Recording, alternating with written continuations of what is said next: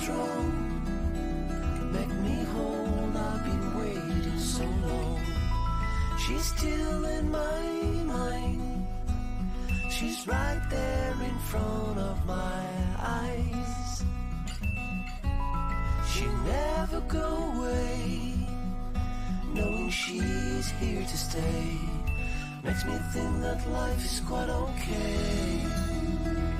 So take it easy, make it good. Say it loud as you can if you would. Make it easy, make me strong. We still have us, still have us. She's still in my mind. She's right there in front of my eyes. She'll never go away, knowing she's here to stay. Makes me think that life is quite alright.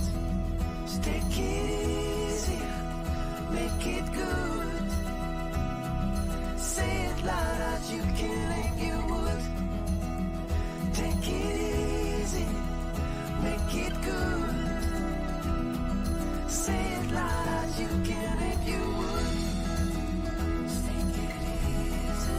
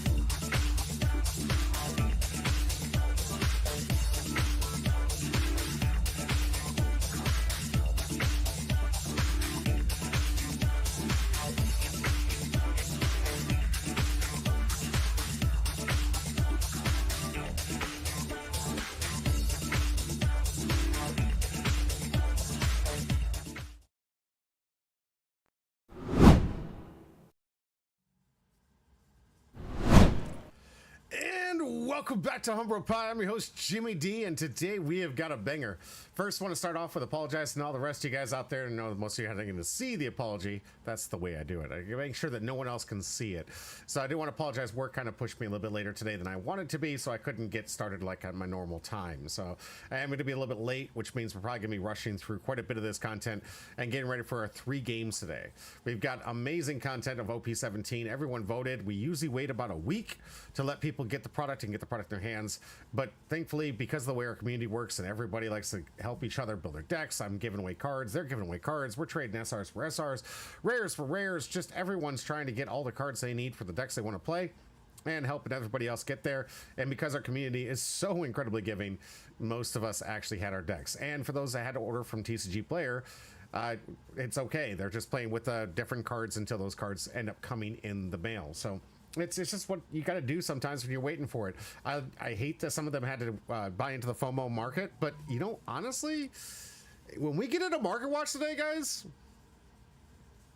I'm telling you, I thought it was the fastest on Monday, the quickest market correction, and it wasn't there.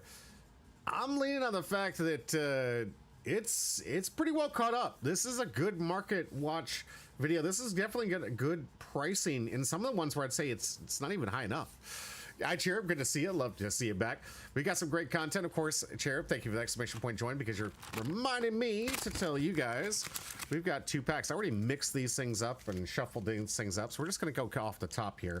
I do have 2 packs to give away from this new set. If you weren't here for the 4 packs we gave away last Monday, no hit was taken from the box. So that means all the hits still freshly within our community box, ready to go. And tonight is going to be a banger. Let's hope tonight we can finally get one of our first hits. I don't want all of them all at once, but I'd love to give out at least one of the major hits in here. And guys, the hits that you can get in these packs today, well, we're going to be covering the cost so you guys can see at home just what is on the line and capable of getting there. On top of that, I do have some social media posts that I wanted to cover, some things I want you guys to look at, and some new decks and stuff, because of course, like I promised, we are caught up with East and we're automatically ready to go with all of our decks, and we're trying to build our meta at the exact same time as East. So with that, that means that we're not going to have the luxury of having advanced knowledge and all those other decks that have been tried and true and practiced over in Japan and over in Asia. All those things that get fed to us that kind of like bleed into our meta and what we put into the sim and what we've tried to practice with and try those deck lists as at least a baseline. Well, guess what? We're in tandem with them. And I will tell you, this is probably going to be the most bleeding demonstration of how different the metas are being played between the two of us. Where one of the things I've noticed from social media, then we'll go over that a little more in detail, is that Japan doesn't make the decks based on how the card game wants you to make it. Based on the US, a lot of people, when they first get there, the first thing they do is just build it the way the set kind of designed the deck to be played. And you're going to see that today in some of the matches that are doing quite well, just playing based on the model to which this set design came out and said, hey, this is probably where you want to be leaning. Obviously, there's a lot of choices you got to make, a lot of cuts. You can't play every single card that was put in that set. You have to make those challenging cuts. You got to make those challenging plays. But most of the time when people start off, they start playing with the basics. They start playing with cards that just make sense. Your 2K ratios, your blocker ratios. I want this effect. I'm going to put all the SRs from this set. I'm going to put all the rares from this set first. And then I'm going to like cut from the commons and uncommons. And from there, we're going to start developing there and start moving into different metas. And I say that because if you look at what's been topping in Japan when we get there, you're going to see a blaring, what? Most of the cards that got printed should not be making those decks top tier. Most of the cards that got printed should be pushing that deck out. But Japan just skipped a duck and said, you know what? We're going to try all the crazy stuff. And then instantaneously, decks that should be pushed out of the format are actually making a rise on the comeback. And it's pretty interesting. I got those deck lists to showcase with you guys. I got the thing to show you. But right now, as promised, because this is Wednesday, that means we are on the Market Watch. So we're going to go over our prices and predictions. This one's going to be a little bit special because this is one you can hold me accountable for what I think the value is. In about 3 to 4 weeks before the next set drops, you guys can tell me how close was I on the predictions of what the market looked like. Other ones, we usually just use the what to watch, what to look out for. And of course, I constantly remind you with the same message over and over and over again. If you're out there and the prices get cheap, you should be buying 4 of, whether you play the color or not, or whether you think you're going to like it, because eventually something's going to come out and you're going to be like, I want to play that, and now I need all these old cards to make that deck work. Because one of the other struggles that we've seen from a lot of the players as of late is they're not having problems getting the cards new. Most of us had that on us and we were trading that away. It's getting the older stuff, the rares that are going up to randomly $20, the SRs that are jumping up to $30, $40, that had you got in on the market when I told you to at like 50 cents and $1, you'd already have 4 copies sitting in your collection and saying, oh, I'm good, I can play it. And maybe even more, where you could be making some profit on some of those spikes. What's going to profit? I don't know. I put my speculations out there. You guys invest some money how you guys want to invest your money. I am not, as financial advisor, my disclosure, as I say all the time, guys, I am not here to tell you how to spend your money. I will advise you never to go into debt, never go into financial investments that you can't afford to get into. And of course, never set yourself up higher than you can afford to fall. That's important. All right, with that, let's get into our first portion of the video, our market watch and predictions of OP17. Starting off with what we've got, the boxes and cases are still disgustingly high. I am absolutely outraged. I cannot tell you, I'm glad that this dropped from 440. 400, it's kind of coming down a little bit more. It needs to come down more. This baseline is probably Japanese, if I'm not mistaken, because that's usually what they do. Yep. It's always Japanese at the top here, and then of course you get into the US. All the time you see these prices. If you guys are ever looking at TCG Player, know that I usually look down to market price down here because it's probably closer to the English market price than it is to the Japanese. And sometimes Japanese is a little bit higher. We'll see. We'll look into some of these prices in here, but this is kind of disgusting. This set just came out. This is the borderline price that most things come out in other sets, but of course this is an anniversary set, so they're trying to milk it for all they can. You have a lot of different vendors, and of course I've been talking to you guys about different stores out there, even our local area, that are not even going to give us the opportunity to buy them. They said, no, we're going to go straight to the whales and sell the only 2 cases we got so we can maximize our profit and basically screw over the community. I'm going to YouTube side and Donald Olive. All right, Domingo, good to hear. And welcome back. Good to see you. We'll be adding both names. Of course, you do have chances on both platforms, on YouTube and on Twitch, anytime you want to enter for the wheel at the end here. So, yes, I'm PO'd. I'm with you guys. I'm annoyed. I know that there's supposed to be another wave coming. We haven't got our drops, of course, to the big box stores. I hate that we have to go to the big box stores to get more product. I hate that it's all in Walmart's hands, because you guys were here last week, you know, or on Monday. Yeah, I already went through the disgusting practices that Walmart does not gatekeep. They don't make sure you limit your purchases. While they put up signs, it's meaningless because people will just be walking off with full displays. None of it's enforced. They just let people do as they will. I've been in there and they've never stopped me when I've bought 6 products. Ooh, breaking the rule. Bought 6 products from their shelves. It's probably because the stuff I was getting wasn't that valuable to them, and they didn't care because they'd already sold out anything that was a substantial value, i.e. One Piece, the collector boosters from the lottery packs from Magic the Gathering, the Union Arena stuff, which actually does sell out in a lot of places, the Gundam star decks that sell out like crazy, and of course any of the Riftbound product that they end up putting up there. That stuff always goes like hotcakes. So with that, if you're buying stuff like me, sometimes where I'm getting commander decks, some loose cards, some bundles or whatnot from different sets, or trying to get that, like, they don't really care. They never enforce it. I've seen it time and time again. People pull out full-on displays, put them in the cart, and they're saying, well, he had the money.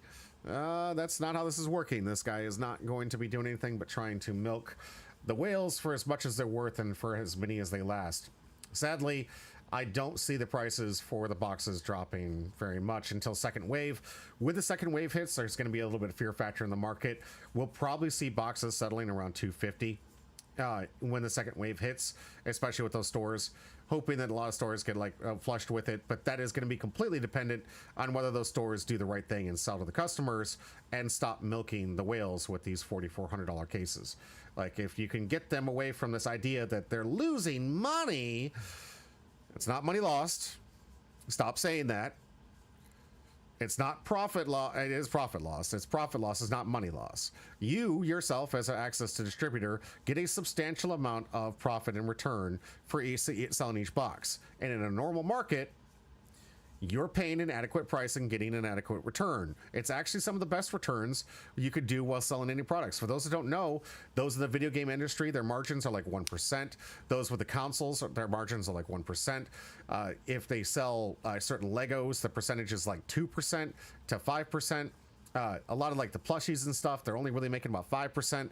Really, the biggest for most card games is you're selling like the snacks and stuff where you can get maybe an additional 10 to 15% on that. And even then, it's really, what are we talking about? Like $1.50. It's nothing substantial, nothing that actually to shake the stick or even warrant that, because you got all the taxes and the nonsense you got to pay on that. So, as products go, the card game actually is the most friendly, especially from Bandai. They go up and they sell their product at a substantially reduced cost, and you're going to get something like 40-50 bucks per box, which is a good amount in percentage wise selling the product, and that's just at MSRP. Problem here is these idiots are trying to chase after the whales here and see how many of the whales are left, and then the market's just completely trashed because 5 or to 10 people paid this astronomical price for it, and they're not going to give up until they find that same profit margin. DK, good, welcome back. All right, getting into the market on the singles here. One of the cards that is pitifully low, I legitimately think that, guys, you got to understand this is an incredibly difficult card to get. It's a brand new leader limited sell here. 2,500 looks ridiculously low for what this card should be going for. I legitimately see this thing's crawling its way up into the 5k plus range, and there's another reason why I'm gonna say that when we get to that card, and you'll understand why I'm saying this is just too low. It doesn't make sense for what the type of rarity this card is, the uniqueness of it, and it is a Monkey D. Luffy. And for those that don't know, let's see if I still have it up here. He's the number one character, and why most cards with his face on it often end up being the most expensive cards within the sets. The mangas with his face on it, the highest out there. The leaders with his face on it, the highest out there. And most of the Don cards with his face on it, him excluded, are the highest out there. That Luffy seems to be as common as an SP. You think this is as common as an SP, DK? I don't know. I don't think it's that common. I mean, we're looking at the same sales listing, so if you're getting that, I can understand what you're saying. We got 11 listings here, 13 listings here, so it is really close to where you got 39 listings and the rest of this stuff. But honestly, it's not. The hit ratio for this thing is like worse than an SP. SPs you get 2 per case. Different type of SP. You get this SP or this SP. You get 2 SPs per case. Is Luffy being the most expensive one? Sure, that's great. I mean, yeah, obviously it's Luffy. Of course it's going to be incredibly expensive, and this is the only alt art from the starter deck that exists right now. So yeah, this being 1,200 actually makes sense. It'll probably settle somewhere around this range right here. Honestly, I see it kind of like staying around here in a $200 give or take range for this. The SPs right here for Yamato, surprisingly, right where I expected them, honestly, to settle. I expected them to drop somewhere near 500 based on the way SP ratios are working out. DK says, no, just from what I've seen opening wise. Really? From opening? I mean, some of the mangas, we were waiting to get this, and this is supposed to be harder to pull than a manga, and we were waiting forever to see a manga pull. We did eventually finally get some manga pulls here this yesterday, and we'll talk about that in a little bit. But this was, I mean, according to the ratios that we've been able to collect, this thing's supposed to be harder to collect, harder to hit than a manga. But I guess this is way more common by DKH standards. I guess, I mean, I'm with you. We saw 2 on the opening day, which should have been unheard of, but we haven't heard of one since. We saw 2, same person, pulled both, haven't seen anything yet, and now we're finally seeing people pull the mangas. All Bossness, welcome to the chat. Good to see you.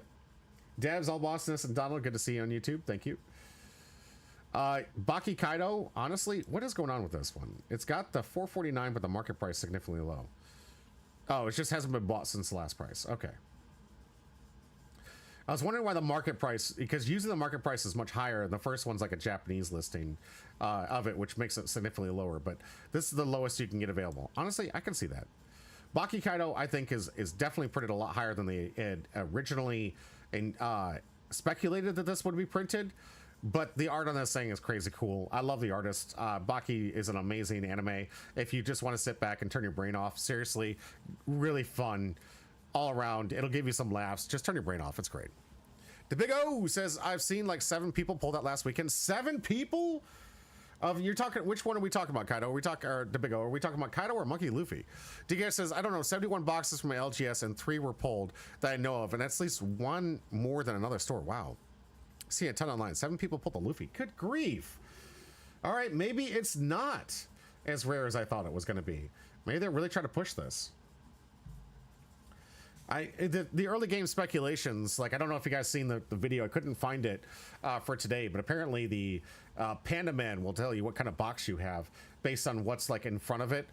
Panda Man apparently is the way to find out what is in your deck box. If you got like I want to say if it was a rare in front of it, you're going to get like a one of the gold dawns or one of the diamond dawn. If you get an SR behind it, it's going to be an SP or a manga.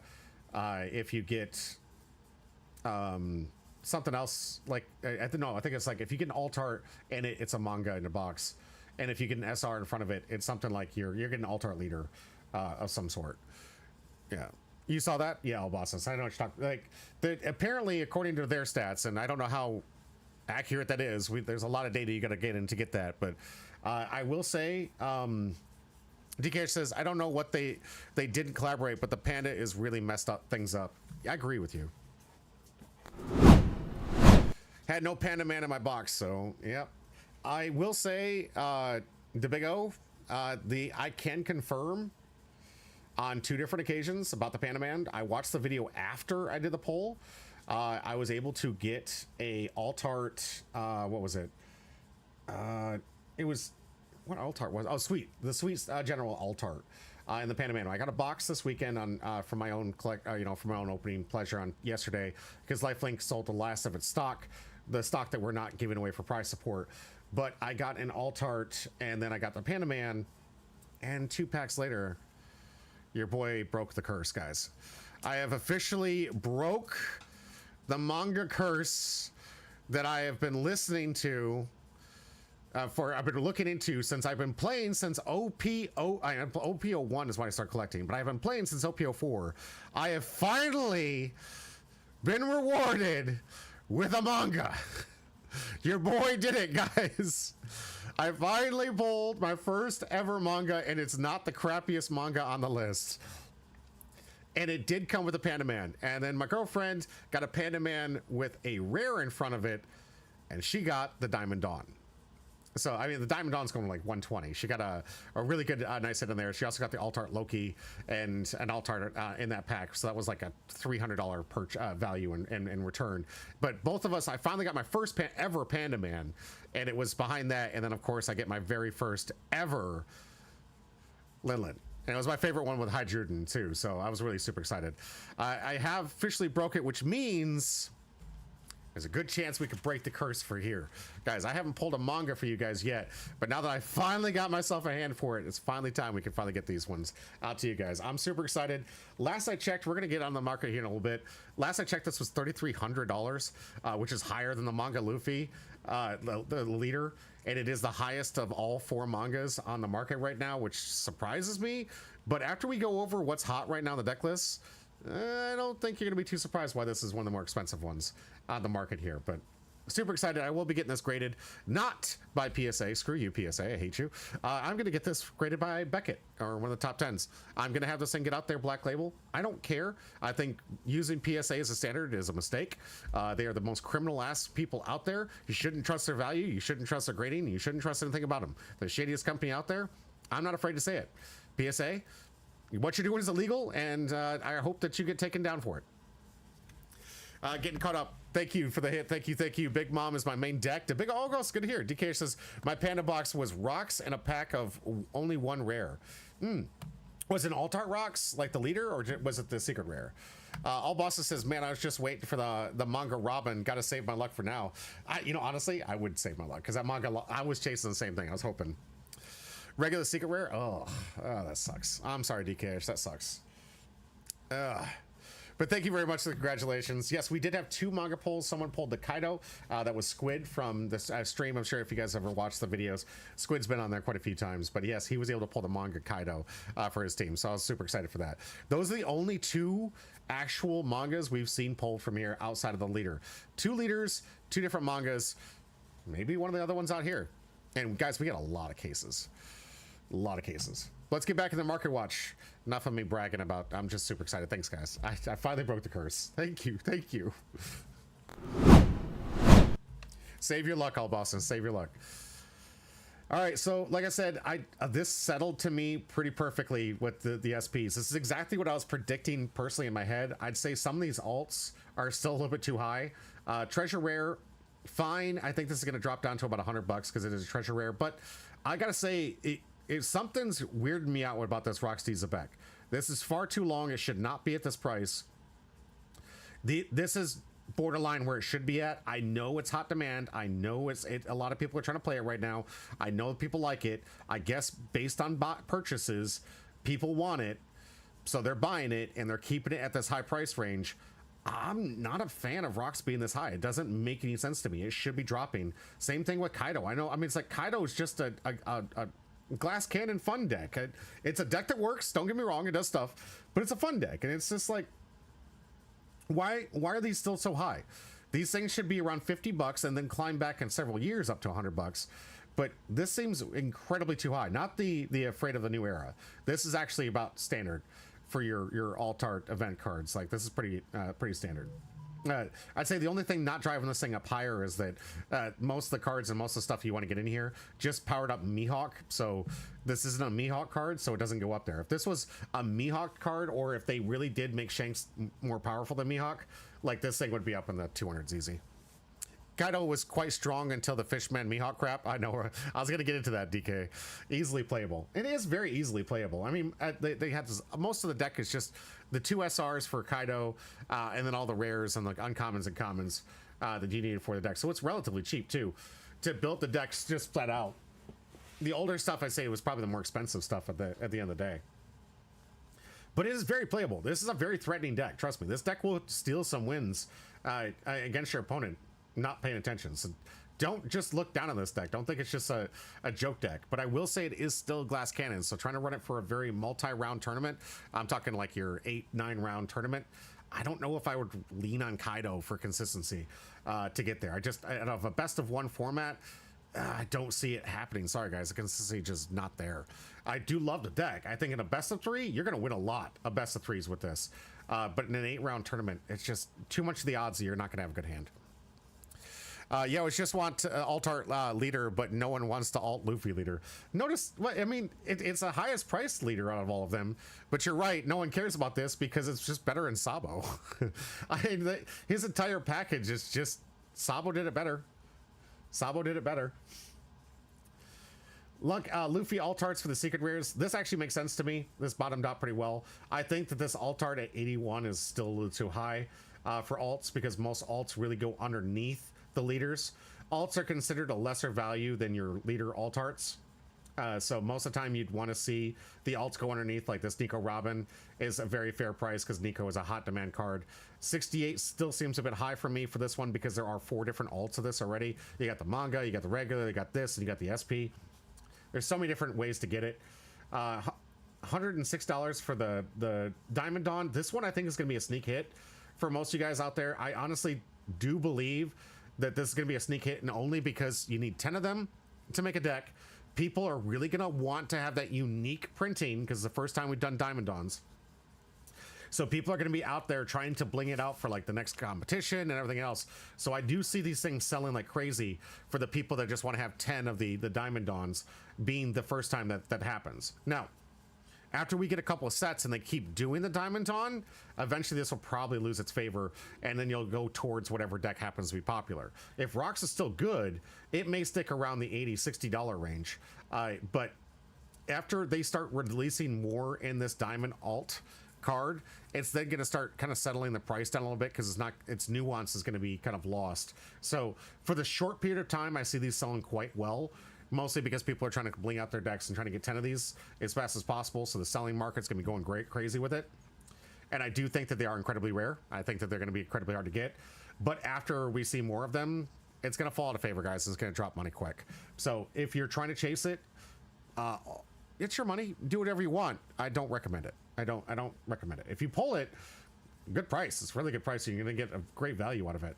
But if you're trying to collect it, sorry, this is just, in my eyes, in the long-term run, this is just going to lose its value over time. All bosses, if you can send me the Kaido list to look at some. All right. I got some lists that I'll be covering over in the social media. Luffy is actually better if in every matchup except green and Sabo itself. Oh, really? I like that it gets blocker. It definitely adds a lot of benefit to the deck, but the blockers that you're making with this aren't that great in the Luffy full package. They're mostly 5Ks that you're turning into to blockers, which, okay. I'd prefer like the Loki blockers. And you're kind of limited on how many of those you're playing. And you can obviously turn the Monkey Luffy Rush, but come on, you're summoning that thing to hit the field and summon something else. Like, you're not using this as a blocker. Be real. Using Loki as a blocker, I can see, but you're not using it as a blocker.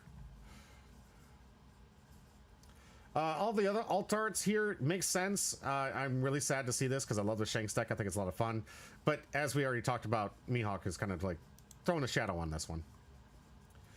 Rest of the alt arts, yeah, look accurate to me. Secret rares look good to me. That based on favor ability, if any of these decks fall out of favor, these secret rares will tank significantly if they ever fall out of favor. So be able to watch out for that. But right now, as long as they are both hype and there's both in decks that people are playing to mainstreaming, they're going to stick around that price. Very easy. It is a hit from the box and it makes sense. Let's see. Pandamans, I think, are completely underrated. I love these Pandamans. I think they're fantastic. I want to go out and get a collection of one of every single one. At $6, I think is a very fair price. I honestly think I'm probably going to, if these things get down to like $5, I'm probably just going to pick up one of each. Big fan of the Pandaman alt art. I just want to get my collection together. I think that these are going to be something in the future that people are going to look back on and say, oh man, is that a Pandaman collection? And it'll probably jump up significantly based on the desire to come back to this. I know that really it's just for the fans. The fans are the ones that understand the Pandaman thing. But that's such a unique thing that they've never done before. A common alt art like this, it is a hit. I don't care what you say. I'm tired of all the creators out there saying these are not hits. They are hits. They are absolute hits. And you should treat them as hits because I truly do think that these games are going to go up and a good value. SRs are starting to drop just as I expected. Shanks does make sense. Every green deck is going to be playing this thing, but it probably will drop a little bit more. Probably down to the $5 range. I would have loved to seen it drop down to the $1 range. But again, I was explaining this last Monday. This being an anniversary set, they behave differently. So the bottom of the market does not behave the same as other sets. Most sets like the Boa Hancock from the last set that honestly should be a $5 card in my opinion because the card's just so good and green. It's 71 cents, guys. Like this is where most sets will settle on SRs. This is a phenomenal card, played in everything. It's a famous character. A lot of people like it. It's really good. Permanent, unblockable. I'd be picking these up at 70 cents easy. I already have my playset though, so I'm not really trying to drive for more. But if you were out there, like this card is going to be something that's going to be a sleeper good grab later on, and probably shoot up kind of high like some of those rares that you saw back in the day. But for the most part, in the SRs for here, $5 seems to be a very, very reasonable drop in price. I'm surprised in Shiki because Rox is that popular. I'm not surprised in Usopp. This right here is my predicted rare winner of the set. You guys look at this ability. This is going to be good forever. It's in block 5. It's a +2 in any yellow deck. This card goes insanely hard. It's an amazing play on 3. It's an amazing +2. The trigger is kind of irrelevant if you're not playing Big Mom. But let's be real, you want to play it for the +2. This is an incredibly good card. $1 down investment to get a swing out of it, sure, whatever, who cares? If they kill it, they kill it. I don't care. I just got +2 cards in hand. And maybe I filled up the trash with like Thriller Slop or something that I wanted to get in the trash anyways. And this would be great in the Nami deck. If you want to play this in Nami, drop this, get your Thriller Slop action on. Now you're instantly all gun-ho. Legitimately, if you're out there, covet these cards and start stocking up. This will be eventually the $20 random rare card that's just good. It's just too good, guys. You can call me out when I'm wrong. 21 cents should be where this is at. $1 for these leaders is a joke. Let's go into the mangas I haven't sold yet. So no market price because none of these mangas have put out there. But I do find it funny that this manga happens to be the most expensive manga out there. You got Newgate at 21, Shanks that's at 18, but I think that's only because the SP is dropping that one down. And then you have the Kaido that's like 2,000. And Linlin at 25. According to my collector app, it's like 33. But I guess Linlin's the winner for the manga for this one. I would not have predicted that. Honestly, I would have put Shanks up because of, like, this is just an all-around great green card. It's going to be a good staple for a long time. Maybe this Newgate would see some play in red decks and a good staple, but it needs to be a monocolored deck. This is good in any green deck. Kaido, really good in some Kaido builds. Linlin, really, I mean, well, to be fair, there's a lot of decks playing Linlin right now. I'll get into that in a little bit. And these SPs are shamefully undervalued, in my opinion. I know people keep lowering the price to see what people will buy. I'm waiting for it to keep dropping to see what the bottom's going to be. But these hockey SPs, gorgeous. These are shamefully low. But as long as they keep going and they don't have a market price, I'll buy my Goldie Roger at 150. I'll buy my Rayleigh at 150. Like, I want to chase these cards. And these golds, oh my gosh, they're so beautiful. I think, honestly, all of these should be $1,000. They're phenomenally good cards. And nothing yet on our coveted $30,000 Monkey Luffy when that finally hits. 8,000 for the Shanks here, that makes, for the rocks, that makes sense. And no one's buying the Newgate alt. Come on, guys. I'm waiting, guys. If this gets to 25 like the other one, I'm buying all 4 sets. I'm going to spend $100 to get all 4. I love that card.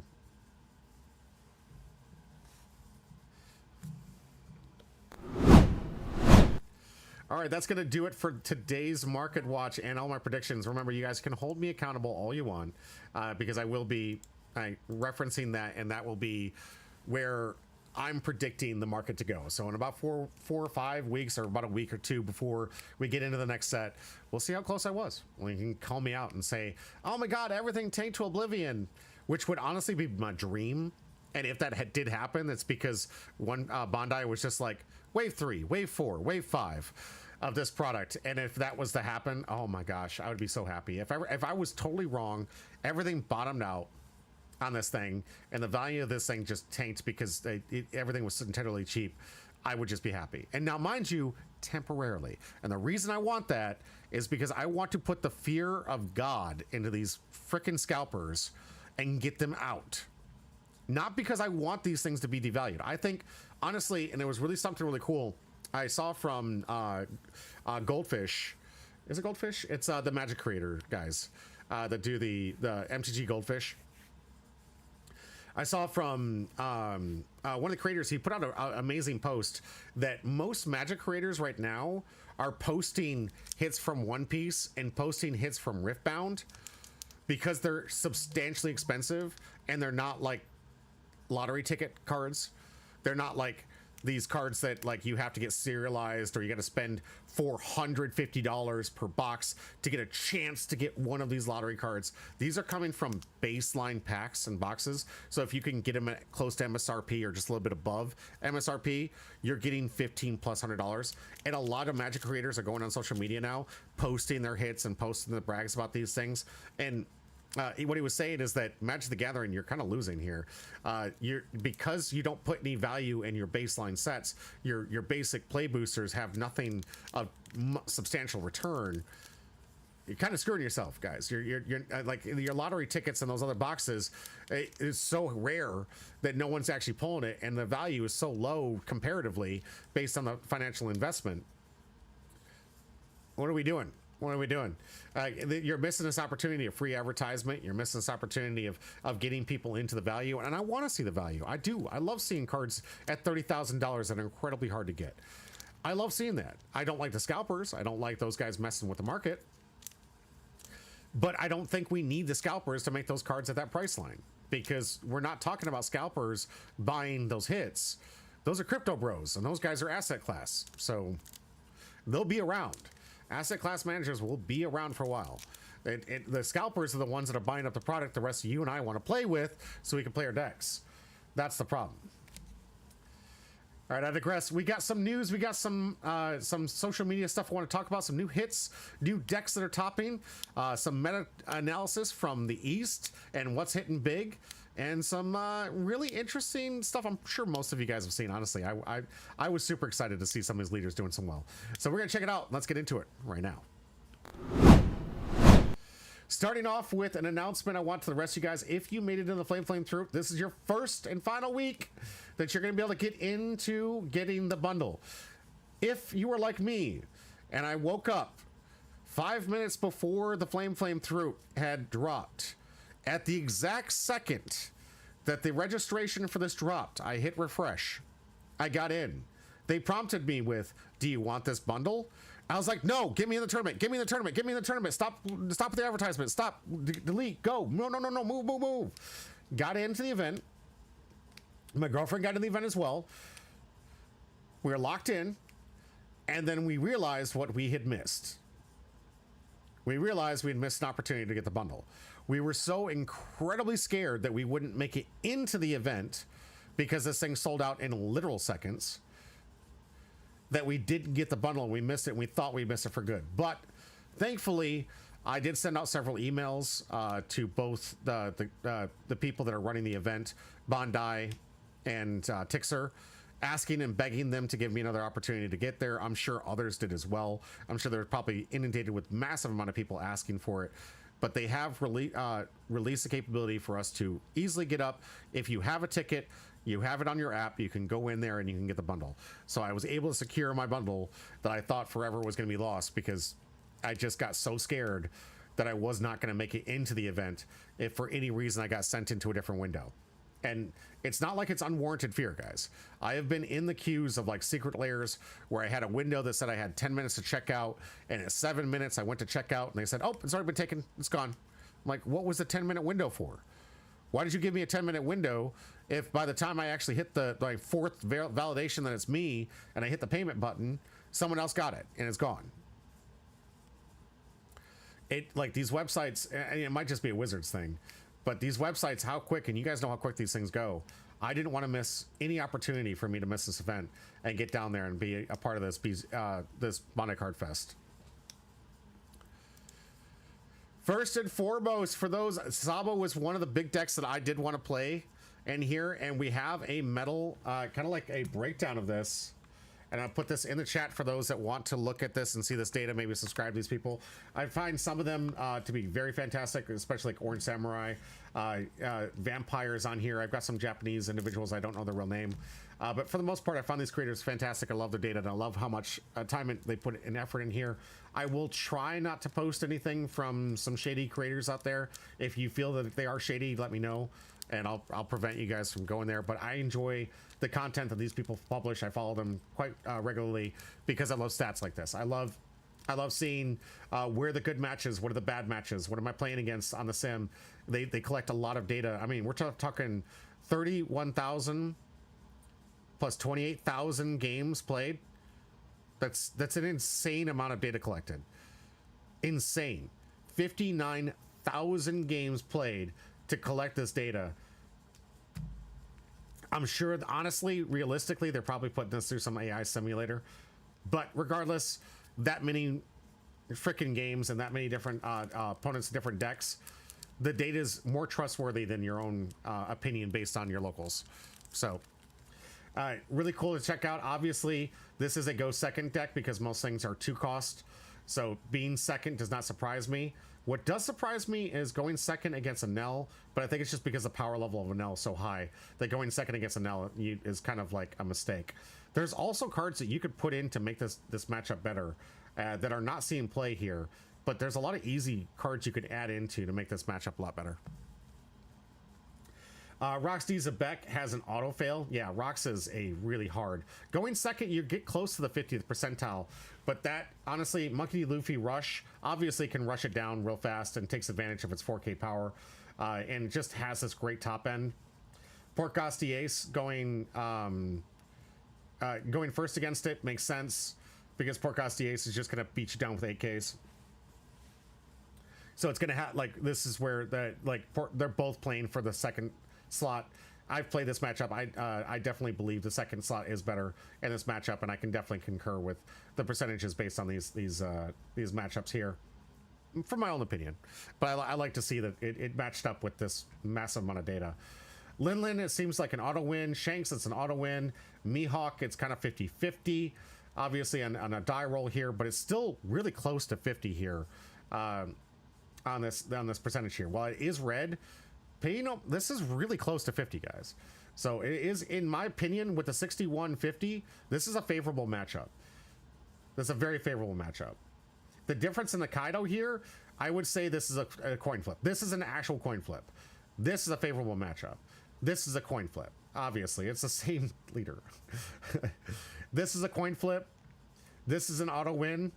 I'm wondering what version of this Robin deck they're playing, because we're going to get into a Robin deck that I find is absolutely phenomenal. I'm thinking it is what I'm thinking it is, but we'll see. But this deck does really well against yellow, guys. So if you guys are still seeing yellow decks in the meta, just know this is your play. Kaido is close both ways. Yeah, it's like a coin flip, like I said, right? It's like a coin flip. This is definitely percentage difference back here. Curly, good to see you. And thanks so much for joining. Yeah, I definitely see this as more a 50-50. And if you're out there, these are great lists to remember and try to memorize as best you possibly can. A lot of times a die roll will be the make or break format for this. I'm sorry, but in a best of one, the die roll can be substantially important for some of these decks, and it's these matchups that you're going to see in your locals. This is the data you want to commit to memory. I only was able to grab this for Sabo today, but if you guys go into following TCG matchmaking, they do a really good job of breaking down stats for different decks. So check it out, please. It's really good. All Bossa says, I was on the Kaido train before we even got to the set. He feels good. Yeah, you were, and I'm glad you did. iChirp says, so take first from Kaido. Gotcha. Yes, take first from Kaido. Yep. It has a little bit difficulty ramping out, at least in some of those buds. So this is definitely what you want to take to heart here. There's some matchups you really want to play first. King is better. Curly, I like that opinion. All right, here's another thing that I was really kind of like, I'm not entirely too shocked. I honestly was thinking this in the back of my head, that this was going to be kind of like a neat little tech. But this deck has actually been doing really well. And the new meta. This deck's been doing, obviously the pudding deck, I already told you guys this rare is going to be insane. Obviously this should be a 4 of. But the Linlin package actually works better when, get this, you can ramp. Did you know that if you could ramp into your 10 cost Big Mom and hit them with 8 costs, or like 8 power characters faster, you could win the game better? I know it's surprising. I know it's surprising. But with Yamato ramp in the deck, you got the ramp from the leader to get out there. You could basically get Linlin out about a turn, maybe a turn and a half on average, earlier than normal, and go through the triggers, get these characters out. You can consistently kind of get to the Big Mom with the searchers, because you do get to add some extra search power here. Playing purple, you get to play the pudding as well as the Strucin to get some extra search power out here and get the cards that you're looking for. Yeah, it's pretty insane. Take a snippet of this if you guys are interested in playing it. I love this. It's doing very well in the East. Straw Hat Pudding, Big Mom, or Robin. Like, this one has put up some good results over there. A lot of people are talking about it. Personally, I'm a Robin fan. Mostly because it's Robin. But that's where my bias goes. It's a character. It's not a play. If I was to honestly look at it on paper and be perfectly honest with you, Pudding is the better choice, mostly because the synergy is there. The synergy is there and it works really well. I like it. This is a very good all-around deck list. But this would be the Robin version of it, too. Because I noticed this with the Gum Gum Giant. This is definitely the Robin version. This is the Pudding version. This is an older list. This isn't the Pudding version. That's OP08 back in the day. But I guess what they're trying to say is you could basically swap it with either of them, but you can't play Gum Gum. Like that's still Straw Hat locked, right? Yeah, it's still Straw Hat locked. So this is a Nico Robin build. You'd have to put it in with the other yellow event that gives Big Mom unblockable or a 4K counter. Like if you're playing Pudding, you can't play this. You have to swatch it. It's a one-cost event. It's you're not really changing much outside the draw power. Yeah. I refuse to Linland slot my Robin. I must stay respectful. Oh, I understand what you're saying, Albostus. I agree with you. I hate to have to play with Linland package, but it's good. And Nico Robin's good again, guys. Nico Robin is good again. Be excited. I'm excited. I've got fans out there that have been waiting for the day for her to shine yet again. If anything, Nico Robin lives again. And if I was ever going to play with any of this new Big Mom slop, it would only be in Nico Robin. Do it. I'm not doing it though. I'm not doing it. I'm not a big fan. I got 3 decks to get through. You guys know I'm still testing Shanks. I'm still testing Elbow. Portgosty Ace is winning numbers and bang busters for me. I'm still having a lot of fun with those decks right now. I just don't have time to build it. And I think, what am I missing? No, I have all this. Okay. I could build it. I could build this. I think I'm missing like one Borsalino. But I could build this. Yeah. My Robin can be bad. I have Kaido to save me, and I'll wait for that and hope for the new Robin's good. I'm saying I'm going to be playing the new one. Trust me. I can't wait. That green-yellow one looks great. I can't wait to see the support. Sai, welcome back. Good to see you. Here's another list in the Nico Robin with the actual standards here. I love this list. I love it. I love it. I love it. This is another really good one here. It's a little bit different than the last one. Of course, playing with Smith's Double Finger in there for some additional ramp, I believe. You've got Sweet for some ramp here. And, of course, the same defense here. It just ramps a little bit harder than the other one. I don't know if this Sweet General is necessary, but I guess whatever. It has a trigger to play the card, so it is a 2K counter. It's fine. We played Frankie in decks like this with similar abilities. I'm a little surprised, personally, at the stat line for this and still needing to use vanillas. In this day and age, considering there's so many versatile cards and so many things that have extra abilities. Some power creep that we've been dealing with, like it almost seems like every single one of these has a better card that you could be playing, but all around stat wise, it's fine. It's a 2K counter. It's another 4K body you can drop for Big Mom. Trigger, it's fine. Yamato, obviously. I think the other, I guess I really should have told you guys, the other good rare that I think is going to see a lot of play going forward is going to be this Yamato. It just ramps and it's a blocker. I mean, it does everything you want on the turn 3, so, or your second turn. It's perfect. This will probably be right up there with the Pudding. Like, this deck is playing both of them.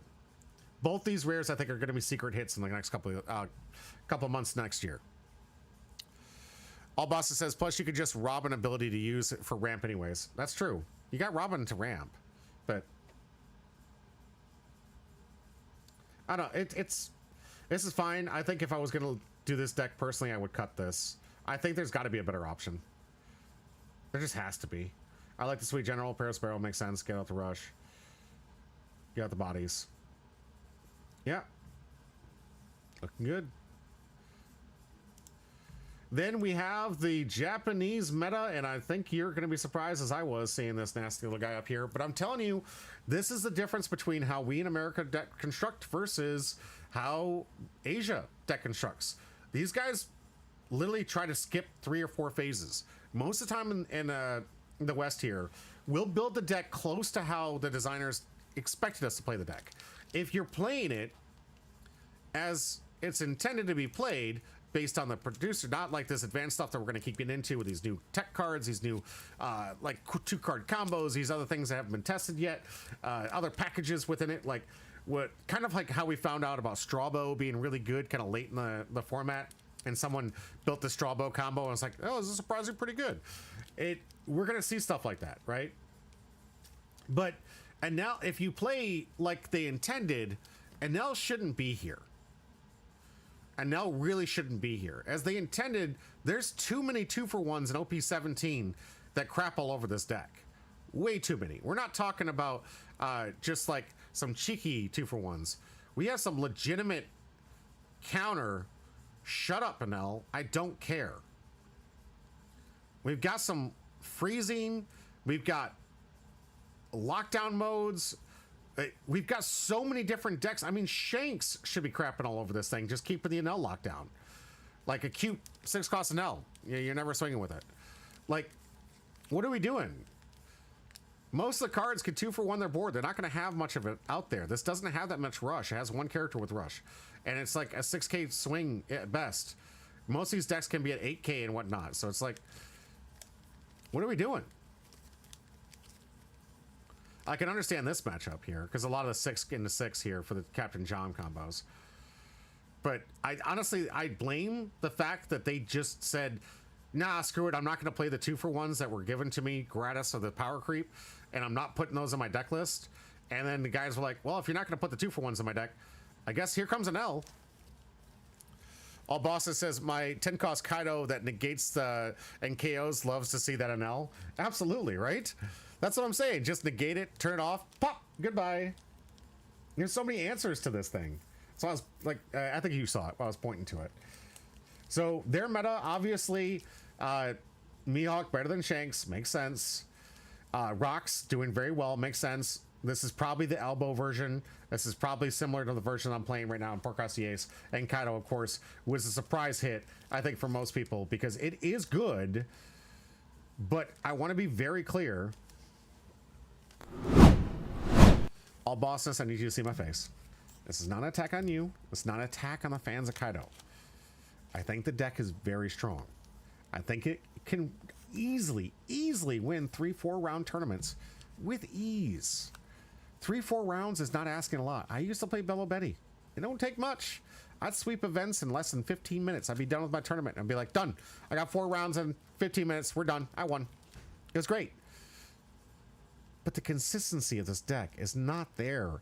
So while we see that, and the stats are mostly from local game stores from 3 and 4 round tournaments, that's going to make sense. But if you take this to a 6 to 8 to 10 round tournament, I don't see the consistency there. I'm sorry. I don't trust it.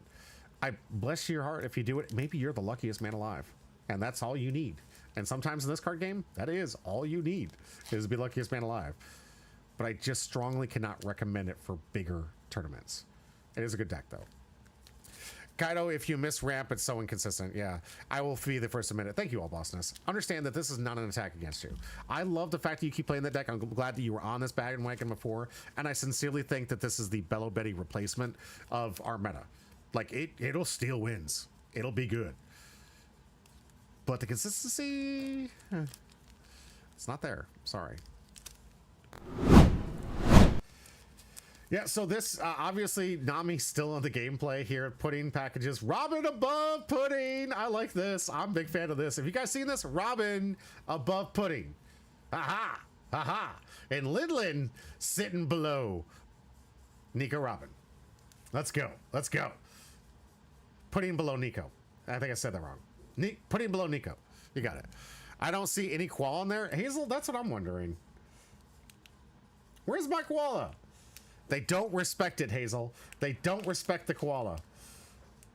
We do respect the koala because we're going to see a koala match in the first round. But they're not respecting the koala, Hazel. I'm a little disgusted myself here. Shame on you. Where's the koala list? Actually pretty good at this. It really is. Guys, the matchups that it has in favorability are insane. Like, I gotta say, I was not expecting to see a couple of koala players, and it's a tough deck. Curly, you're right. You're 100% right. All right, I want to show this little video to you guys.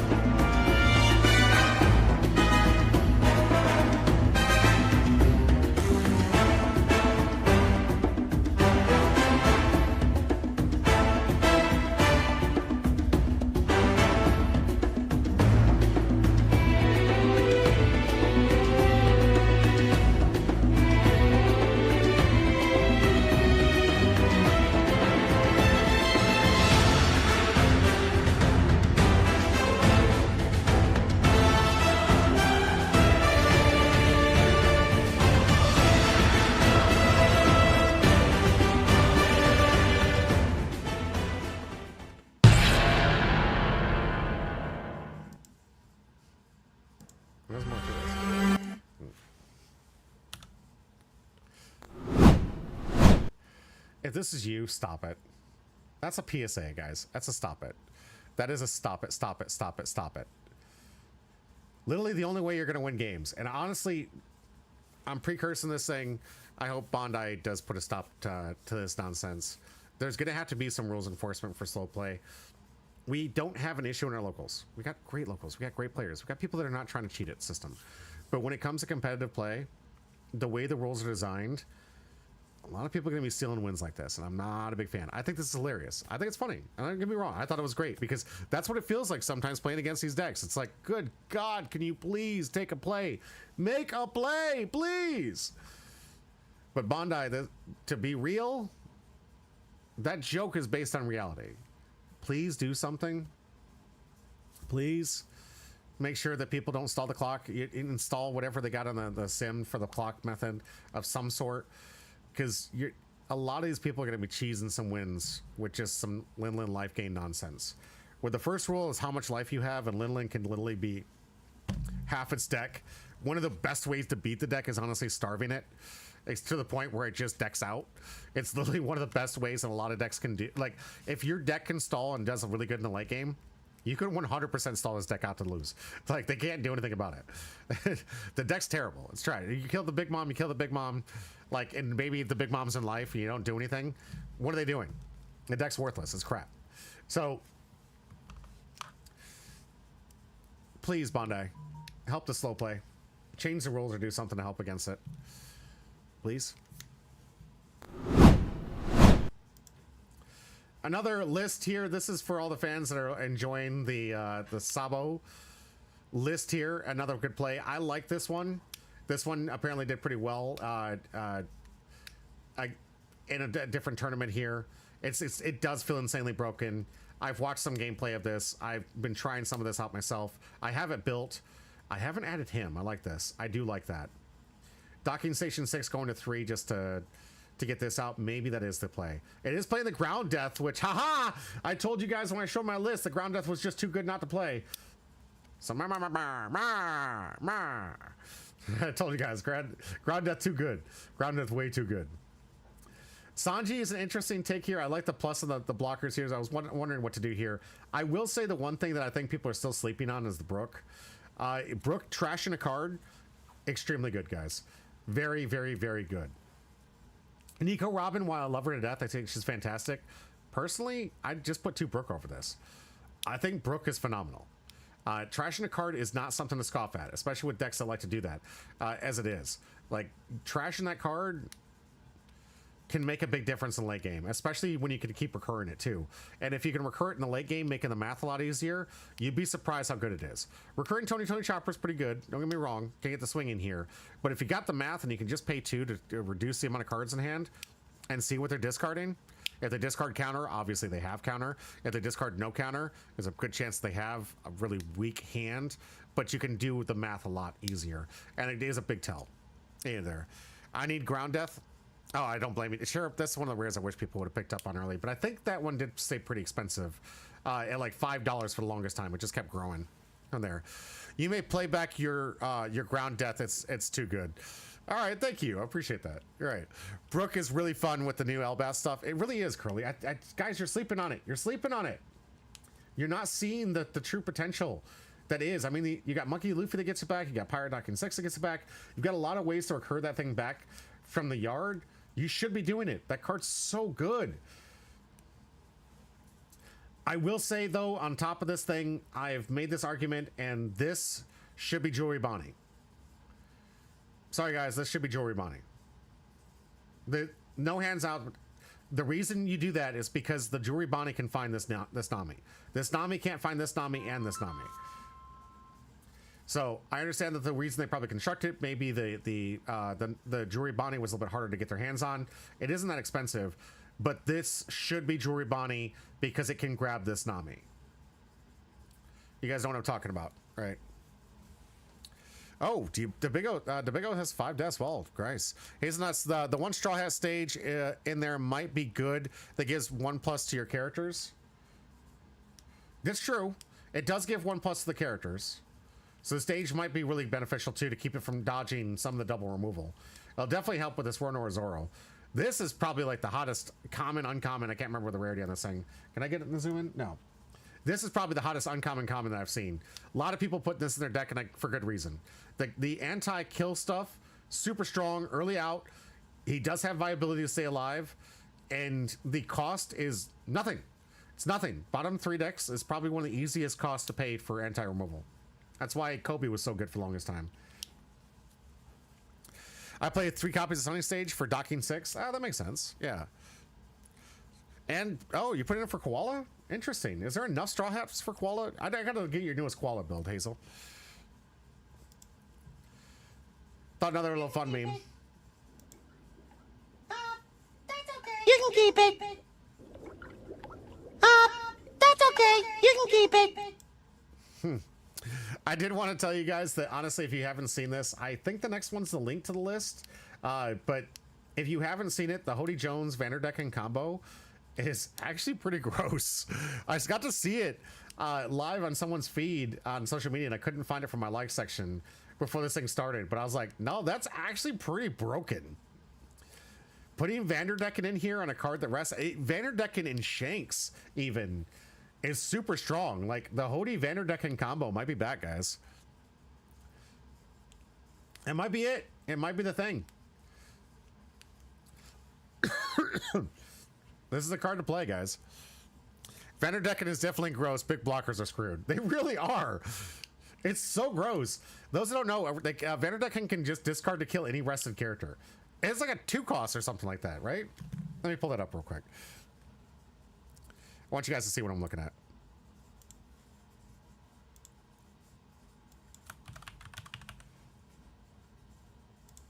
Yeah, it's a 2 cost. You may trash 1 Fishman type. This is why you're playing Hody and itself. So you can pitch Hody or Fishman from your hand. KO up to one of your opponent's rested characters. No cost limit. No nothing. Bye-bye. That's so gross. Oh, God. I hate it, but I love it. I love that they figured it out.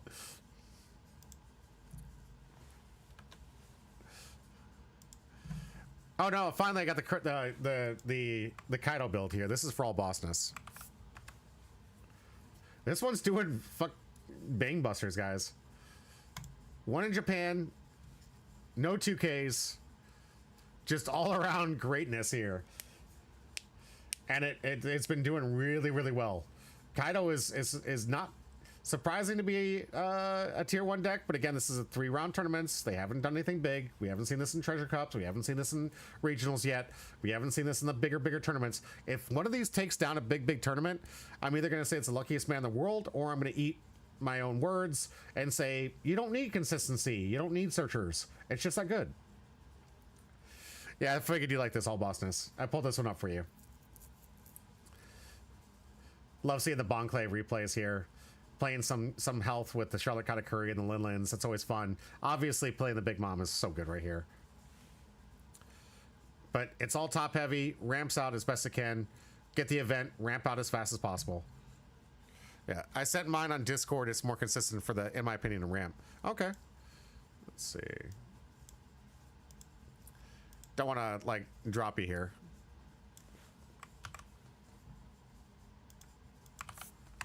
This is a good comparison. This one playing the... I love this. 0 cost here. Interesting. Well, I mean, you're going to ramp so fast. Mamoragan is actually pretty bad. It's probably like... You're never going to use a Mamoragan for what you want to use. I'm always thinking that, like, Mamoragan should be a staple in purple, but...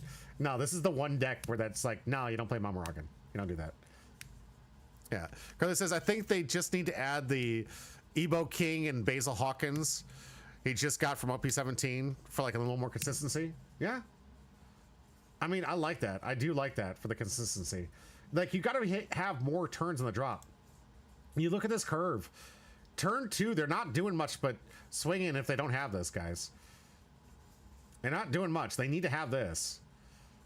So, it's a fine list. I think where this deck exceeds is honestly with these 2 and these 4. This is where this deck can see, like 100%, it just succeeds. It needs to be able to get there though. So that's where the other issue is. And I like this. It can consistently get there. Oh, there they are. I was like, where's the lead performers? I was like, what? How are you not playing the lead performers? That's a mistake. Papa Squizzer, Vanderdecken, heard you were talking about Vanderdecken. Mine literally just came in the mail. Congratulations. I agree. The second is just looks so much better. Yeah. Consistency is king. Good job, All Bossness. I like this one. 1 cost queen and 6 king help consistency. I bet. And I'm really close to my king deck list. I mean, while you know you're going to be taking hits in the early game because you're trying to ramp out, you do have to. Why is this a 2? Why is this a 2? Shouldn't this be at 4?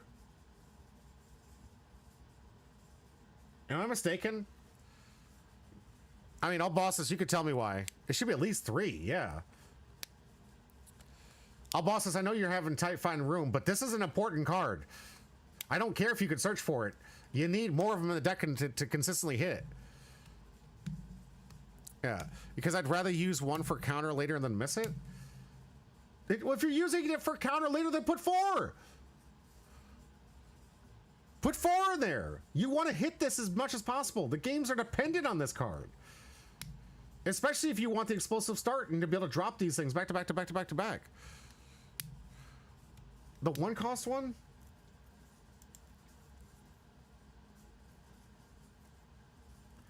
Alright.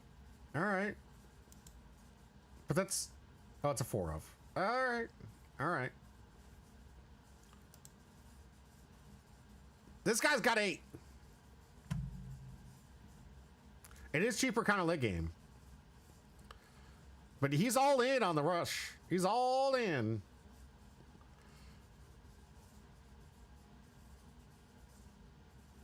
I don't know. Personally, I like the Katakuri and another Big Mom in here. If you got room, you might want to. Your deck's not designed to be defensive, bro. Like, all right, so looking at this leader, I'm not trying to be a poo-poo on you. I'm not trying to. I'm just trying to give you guys some... You're an offense. You're go big or go home. You're already kind of a glass cannon. I don't think you want to play defense. I would recommend like a Big Mom to heal and have that big body. Katakuri blocker. Like, that's where I would put that here. This is fine. Get the consistency. I like that. Get this is good. This is fine. I don't like playing too defensively here. Like, get the Big Mom and Katakuris. And if you don't have them, you know who to hit up. I can help you. I can try to help you out. We got the whole community. You're right. He doesn't have the backup options. You're right.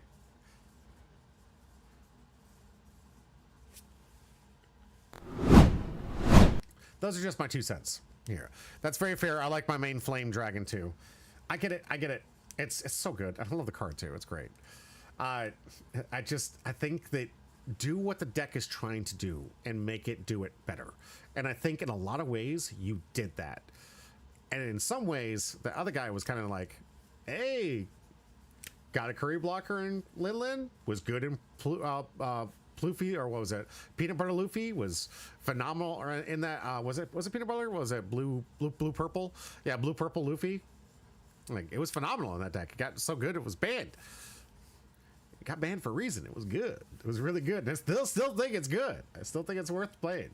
So, just some food for thought. Curly says, I've been playing removal and defensive king. It's been working well. I can remove 8 costs, and if someone says anti-removal, I play the 7 cost kite. I'll rest it and kill it. Yep. Oh, I've considered some of the changes to the 0 cost event a bit. All right, purple black Luffy. Yes, thank you. Purple black Luffy, Papa Squizard. Appreciate that. Thank you. See, if I don't get it, someone in my community has got this figured out. Appreciate you guys. All right, this is your chance right now. I know there's a lot of new viewers out there, guys. Check it out. If you haven't hit exclamation point join, I'm giving away 2 packs. No hit from the community box has been pulled yet. We could be seeing, we haven't seen a single one of the 10 cost silver monkey Luffy's that could be up to $30,000, $40,000. I'm not saying it's the box, I would love for it to be in the box. Trust me, legitimately would love to see it in the box. But you, just like Alex Furs, you gotta hit exclamation point join to get your chance. Unlucky Poopy. You just wanted me to say that. You just wanted me to say that, Unlucky. Make sure you join my Discord, please. This way, if you do win, I have a way to contact you. Copy link address. Join the Discord today. Get in there. Make sure it's not that active. I don't really. The only thing it's there for is so I can get a hold of you guys, keep you guys posted, and contact you because I do send these out absolutely for free. All right, we're gonna take a bit of a break. I'm gonna hydrate. Get ready. We got 3 rounds of content coming your way. Stay tuned. I'm sure you already saw Shanks' round number 1. We're gonna get to it right after this. I'll be right back.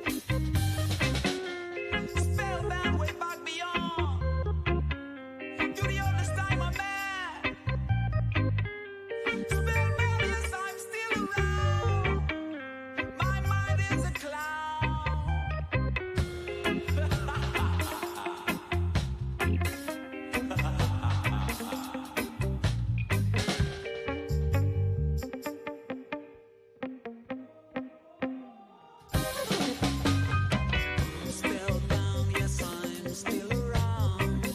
My mind is a clown. Spellbound after all this time. No, I never frown. Spellbound, yes, I'm still around. My mind is a clown. Spellbound after all this time. No, I never frown.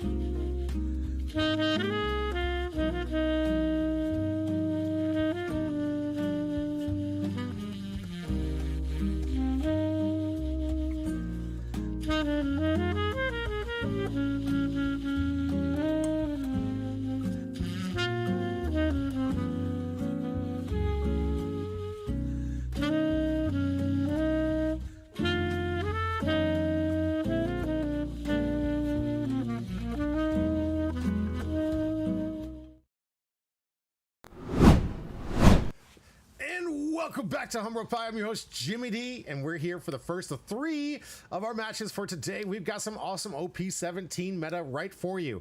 We took a vote and we put it in the Discord, and everyone voted almost unanimously to allow for OP17. We do have some extra leniencies to help out other people. Of course, the community is so fantastic about making sure that everybody gets the cards they need. Everyone was asking, hey, do you need something? Do you need something? I need this. They were trading SRs for SRs and rares for rares, some alts for alts, and people were just getting all the cards they were looking for and got their decks together in a hurry.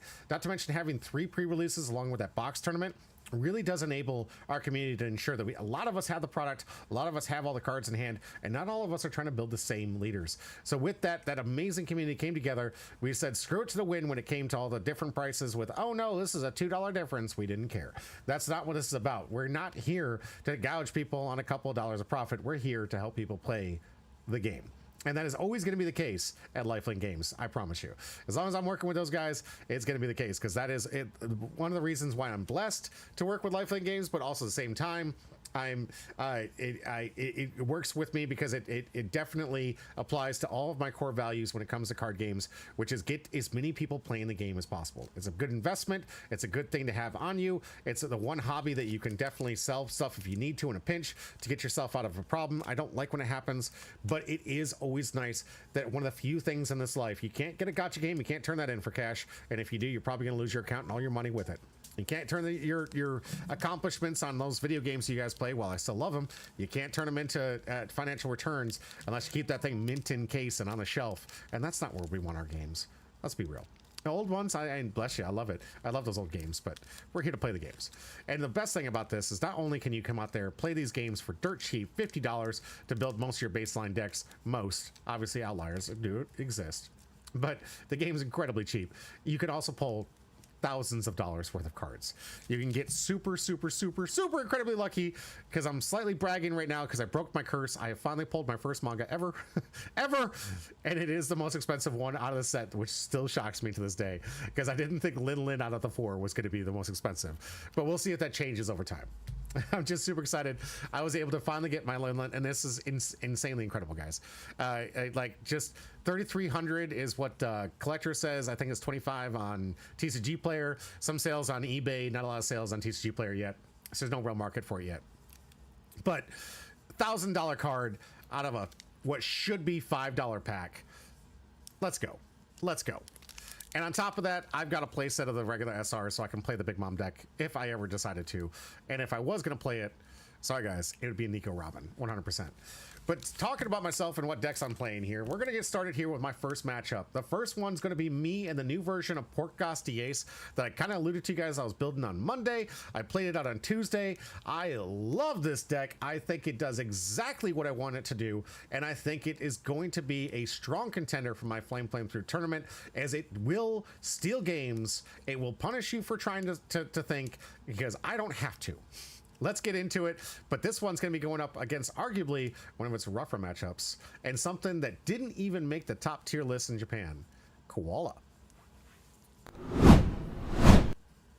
Yeah, beat my Zoro with it. Yeah, sorry, Archer, I'm sorry. I'm so sorry. It is a very strong deck. This deck's insane. If you guys don't know, it's once per turn. I can turn any AK power body and give it rush. And that in itself, it's like it's better than Sanji, and to some degrees, because I mean, there's so many great cards that have some great on plays and some great when attacking abilities that you can really start punishing your opponent with. I freaking love this deck through and through. I think by far it is one of the only decks that has one of the safest counter removal cards that you can play in the game to date. Now hear me out.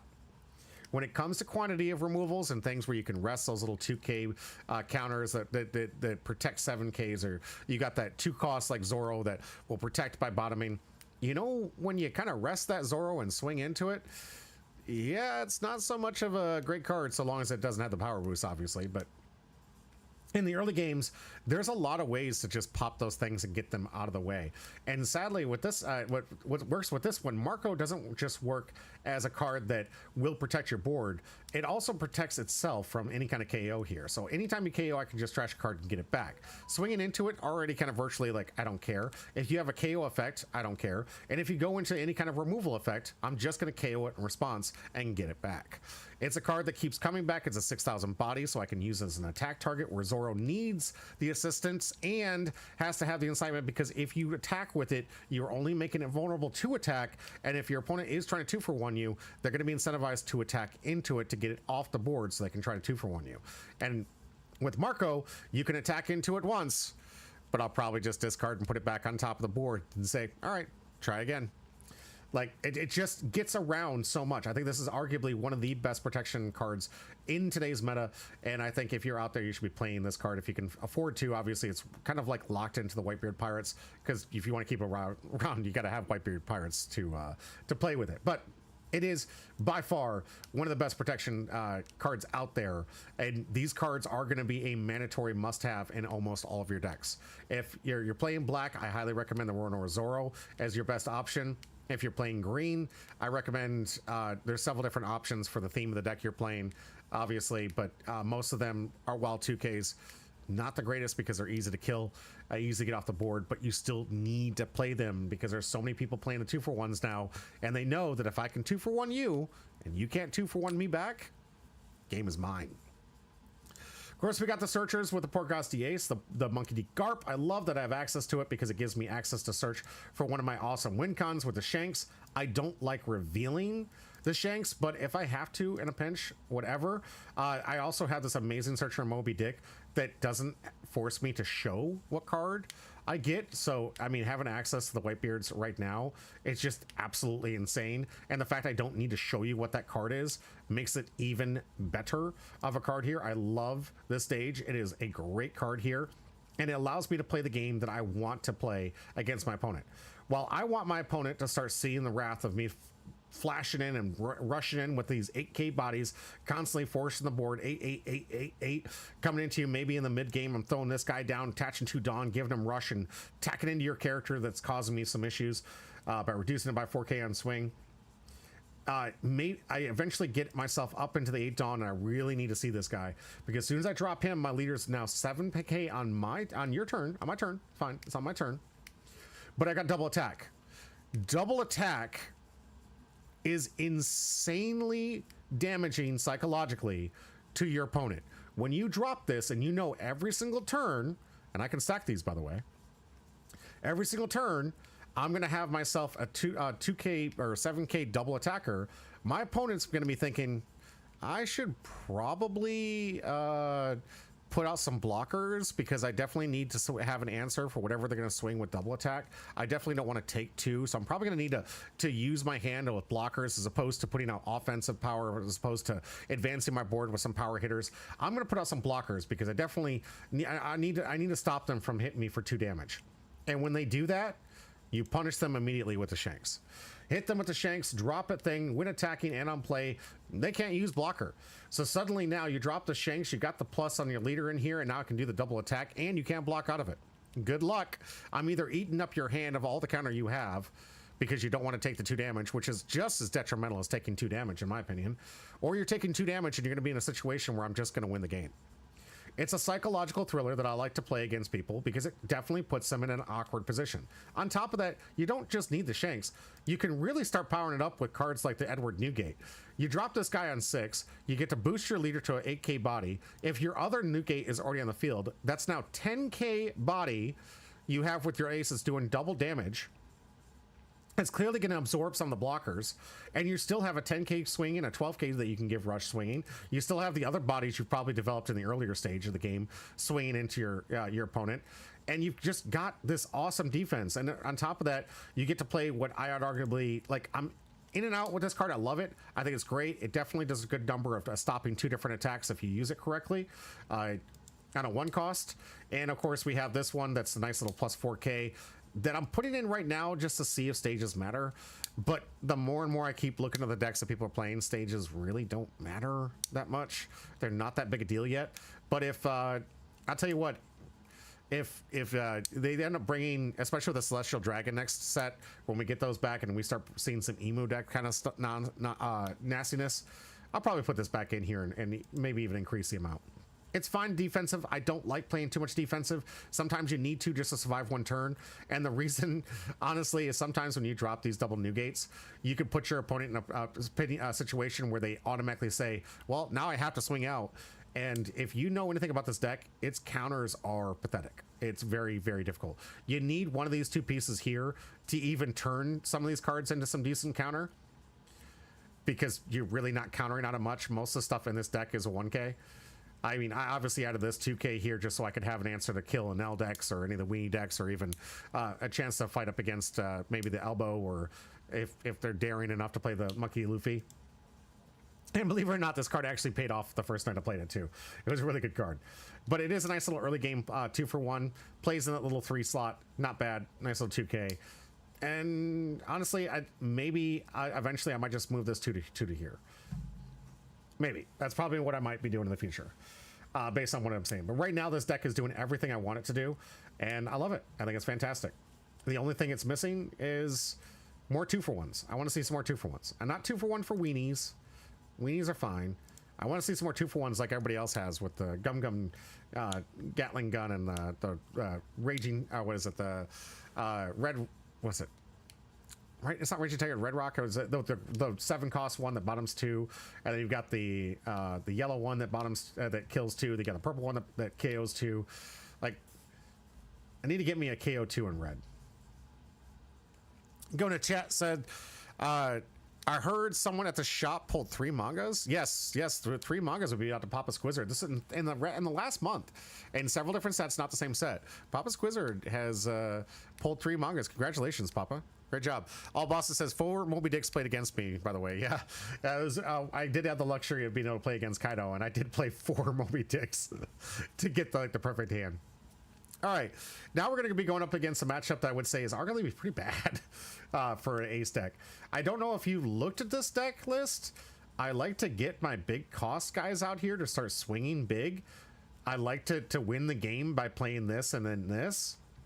Well, the reason I'm not a big fan of this playing against this deck is I now have to basically counter out of early game swings that I normally wouldn't care about, because I know that the minute I start playing my game plan, I'm going to be taking a life. If I play a character, if they cost some more, or I cheat a character out, like, I'm taking a life. It's not good for me. I don't like having to take a life. And because I have to take a life, that means I need to prioritize my playing the card taking a life versus taking a hit to take a life. So I have to counter out of these early attacks. And sometimes it takes cards I want to play out of hand. Sometimes I don't have it. And if I don't have it, the deck knows to just steamroll me, go to face. If I don't have, and they know to play aggressive and they can just keep punching in at me and not going board, I'm not having a great time. I'm going to try to get underneath them. But the one thing Koala has is it has life gain. It's got Borsalino play, because everyone can play Borsalino nowadays. It's got Kuma, that's probably arguably one of the best life gainers out there right now. It's got certain blockers it can pull from life. It's got some great KO ability. It's got a lot of recycling these type of characters with the Monkey D. Dragon card and the 4-cost Koala. There it is. 4-cost Koala that gets some extra cycling to get some extra bodies out there. It's got some great low-to-the-ground options to start punishing you here, but it also has a lot of cards that you just don't want to swing into and are such a pain in the butt. Yeah, this one, of course, gets to be a blocker for 7k. Trash card from your hand. If your opponent has 5 more cards in their hand, they trash 2 cards in their hand. That's pretty devastating, but most of the time against these decks, I don't have too many cards in my hand, let's be honest. So this is not going to be as relevant against my deck, but it's definitely good against like Rocks decks and other decks that like to pile up with their hand with a lot of cards, so it's still a good staple. You got the Black Vortex to help get around some problem children, some good searchers here. I like this hair removal fist here. It has a nice, similar to what it's just a 4k counter in this particular deck, because most of these characters do make themselves 8 cost. So it's just a nice little 4k counter you can get in this deck. You don't need to play Ground Death if you can't afford it. You got this. Personally, I like Ground Death better, but what's the trigger on this one? Draw card, trash card. Yeah, I like Ground Death better. Bigger fan of Ground Death, but I don't know. I mean, you guys tell me what you guys think out there. Stussy is a new ad. I'm seeing a lot of people bring Stussy back here. Thank you for bringing her back here. Trash card from your hand, KO any character. It's just good, guys. It just KOs. Any problem child, those 12k blockers getting in your way? KO those moves. KO! KO! All right, this is our matchup here. MJ Rue and myself on the table. Round 1 here. Got all the luxury to finally get some paper practice with my new Port Gastier deck and its full build. Papa Squizzer says it's pretty good. It is pretty good. And All Bosses says, oh, it's even worse for me and Kaido because the whole strategy is to throw big bodies as fast as possible, right? Right?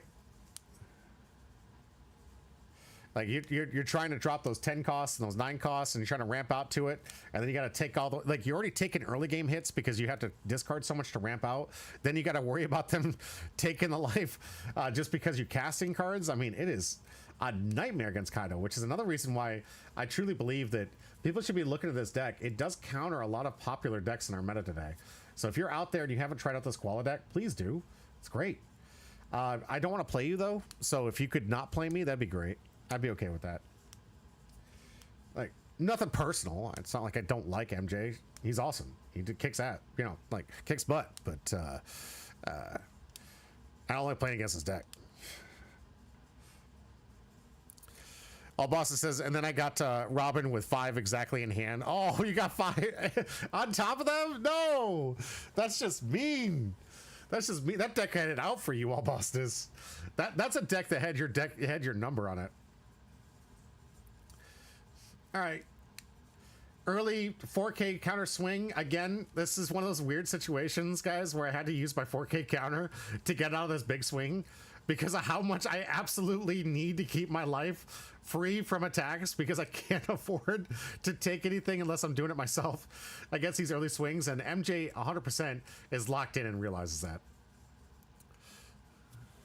5K swing coming into life here. We'll see how MJ wants to counter out of this. MJ also trying to recognize a need to get this early game protection here. Couldn't go 5 and 5 like I wanted to because I want to set up for a late game 8K swing. I figured my best way to win this game is going to be punishing them with some big board late game. Qual the play here for MJ Rue. Nothing to bring back, sadly, but nice little 6K. This one, sadly, have to take. Would love to have had a 2K at that situation, but it was too early, sadly, for me to be able to get into this, and this is where I'm getting punished. MJ Rue already has a new hint that I'm sitting pretty weak on counter, and trust me, I would 100% counter out of that swing if I could have. All Boston said during his match with Kaido, he took 3 life hits just by summoning characters. Yep. That is insane. And it's pretty much what my deck's going to have to do if I want to get there. 6 Dawn turn. I didn't pick up the Ezo, so it could be a great play, but sadly Ezo's not going to be much of a quick hit against Koala, but it will give me some access to some 2K counters, which at the moment I'm looking like I'm probably going to need access to some 2K counters here. Now, mind you, it does say reduce the opponent's attack by 2,000 for the turn. It's not a 2K counter. It is and it isn't. It's really good against things that get 2 attacks. Not double attack, 2 attacks. Like your Zoro builds and whatnot, but it is... it's a card that adds Arrested, so I can give it Rush. Very good card. Swing in. Now I have access to some 2Ks in hand here, which I really wanted last turn. See if I can pressure life with an 8K swing. Likely get a hit.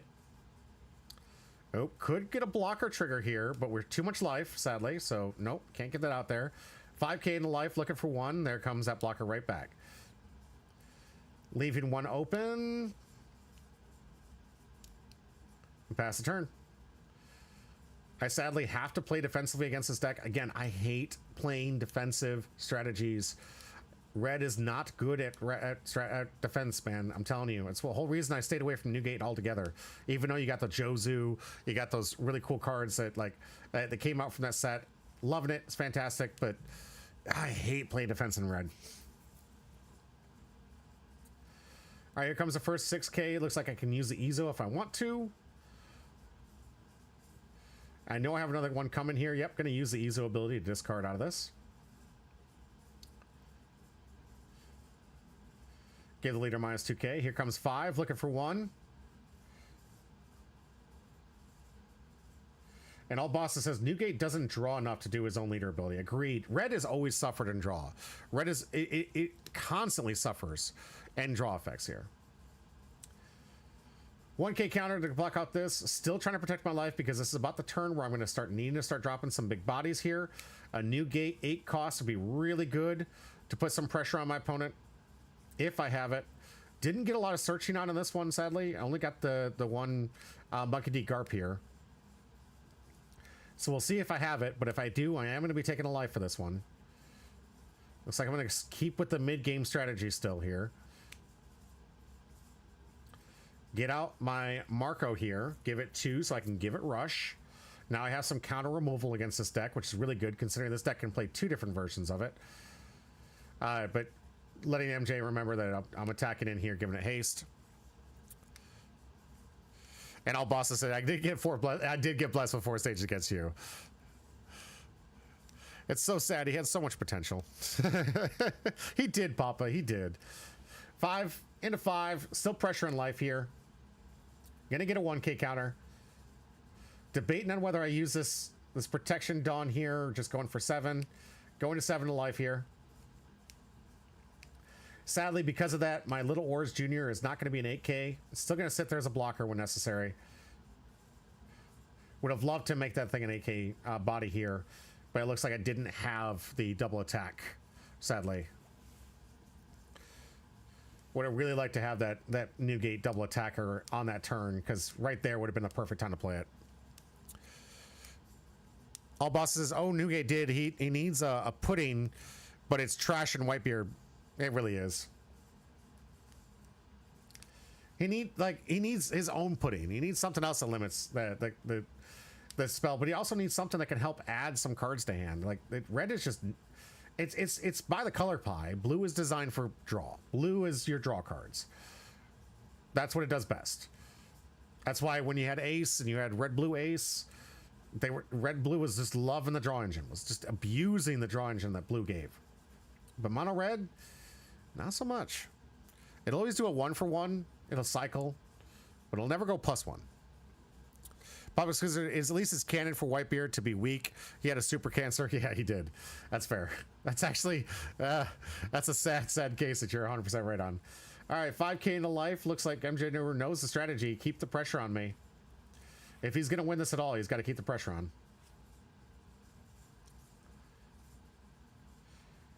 I'm going to have to take on this one. Still leaving that 1 cost here for a situation to turn off some attacks.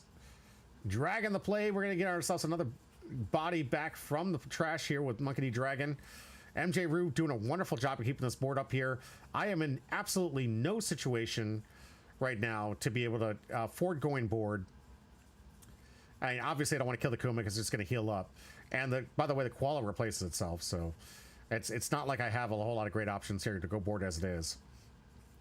But here comes another heal from Kuma from life, or from trash, discarding and getting some more life here. MJ just, hands down, just gaining some massive. Eclair says, yo, that looks dope. Where's the tourney located? It's over in Lifelink Games in Charlottesville, Virginia, Central Virginia area. We play every Tuesday, Saturday. It's twice on Saturday, and we're going to have a box tournament this coming Friday. There's a lot of competitions here, Eclair. We have a lot of really cool tournaments. Play the, of course, old-fashioned Pirates Party.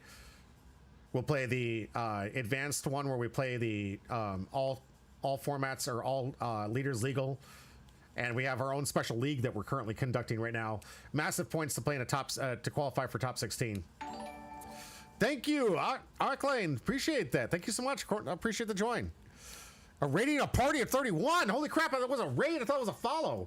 Whoa, Arklane with a rate of 31. Welcome. I appreciate that, Arklane. That's awesome.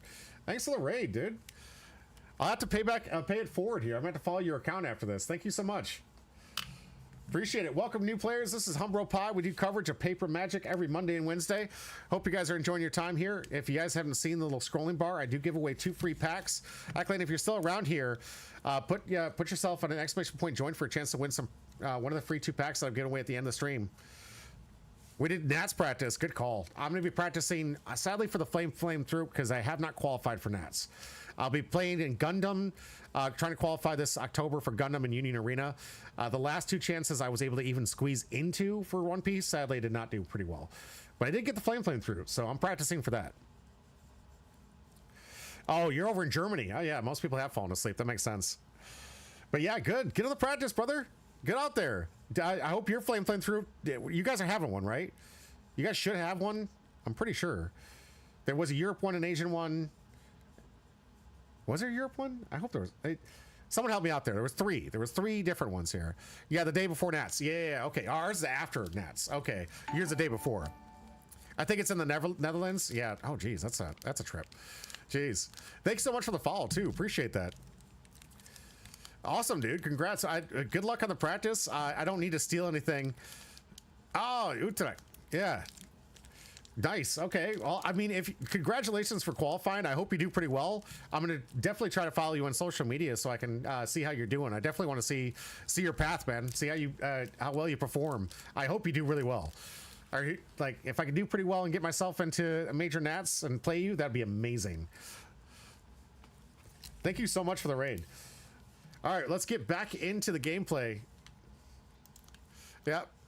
Appreciate you, man. Seriously, we're rooting for you. Everywhere from the U.S., root this man on. Follow him, please. Please follow him. Let's see it, and let's root him on when he gets to the Nats. All right, here comes the pecking order here. Now that I've dropped my first big 10 cost here, put myself in a bit of a pickle here. Leaving myself at 8 means that, like MJ knows, it's just going to have to keep going face against this very weak counter deck here. And I'm probably going to have to be incentivized to get this Little Orange Jr. to get some more attacks in. But being at 3 life, MJ did exactly what MJ was supposed to do in this situation. Defend all those little pokes, keep me on the defensive, and realize that now attacking with Little Wars Jr. would pretty much be a death sentence after having to tap out. And sadly, one of the things that I hate about this deck, they don't have a lot of 10k bodies for me to cheap out this new gate. One of the awesome things about this is most decks in this meta right now, you can play this new gate for 6. Most decks. But sadly, against this Koala deck, it's never going to happen. You're stuck in a situation where you can't. If I can't get out there, I don't have any extra Dawn, and I can't get some massive swings in here. Sermon, thanks for the subscription, and welcome back. Your trap, my friend, is going, but I didn't manage to get the tickets. Oh, I'm sorry, unlucky. Sorry to hear that. But yeah, board is looking pretty fat. MJ doing a phenomenal job. 3 full heals here, essentially all of these from Kuma, and Borsalino at this point. I've been able to, in any other situation, this game would already be over, given I didn't have to play against this much life gain. But this is also why I love the 8 cost new gate. 8 cost new gate is the answer, guys, and it legitimately is the way to punish these yellow decks. Sadly, in this matchup, you can see I didn't see it. I would have played it on curve. I would have done it over the Marco, easily played out the new gate, got the double damage threat out here, and then forced it MJ into a very weak position. Sadly, could only get out the protection on that turn, and that tempo in itself has made it enough for MJ to see the line here, knowing that MJ is not going to survive another turn, but can win this game if I don't have enough counter. Here comes another 8. I still have an Ezo to access. For counter, do have a blocker, but 2 life, massive swings here coming at me. I've got to do everything I can to survive this turn and try to punch home a victory next turn, if I'm even able to survive. MJ rightfully knows, go in face, hit as much as possible, turn the turn, make sure, get all the counter out of hand, and try to exploit the fact that this deck sucks at counter. All bosses says need a double attack right now. Yeah, right? I really do. If I'm going to win this thing, it would have preferred to have it before the Borsalino play here. Now MJ Rue with the blocker, I'm not in a good position to play the double attacker because obviously it's going to absorb the block here. So, I mean, in one way it's fantastic to know that I'm going to be absorbing the block if I can survive this. We got 8 into 8. I still haven't used Ezo yet. Still haven't used my blocker here. I should be able to survive this turn. On the take, if I was on the Roger list, this would be 100% a great play here. Gonna counter out of that one. No life here. This is not a Roger build. I do not have Roger. But now at least I can play the 8s and 10s without any interference of losing any life here.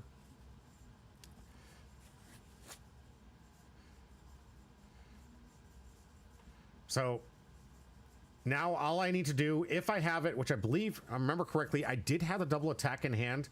So with the double attack, I can win this game. But what I need to do is bait this blocker before I play the 8 cost.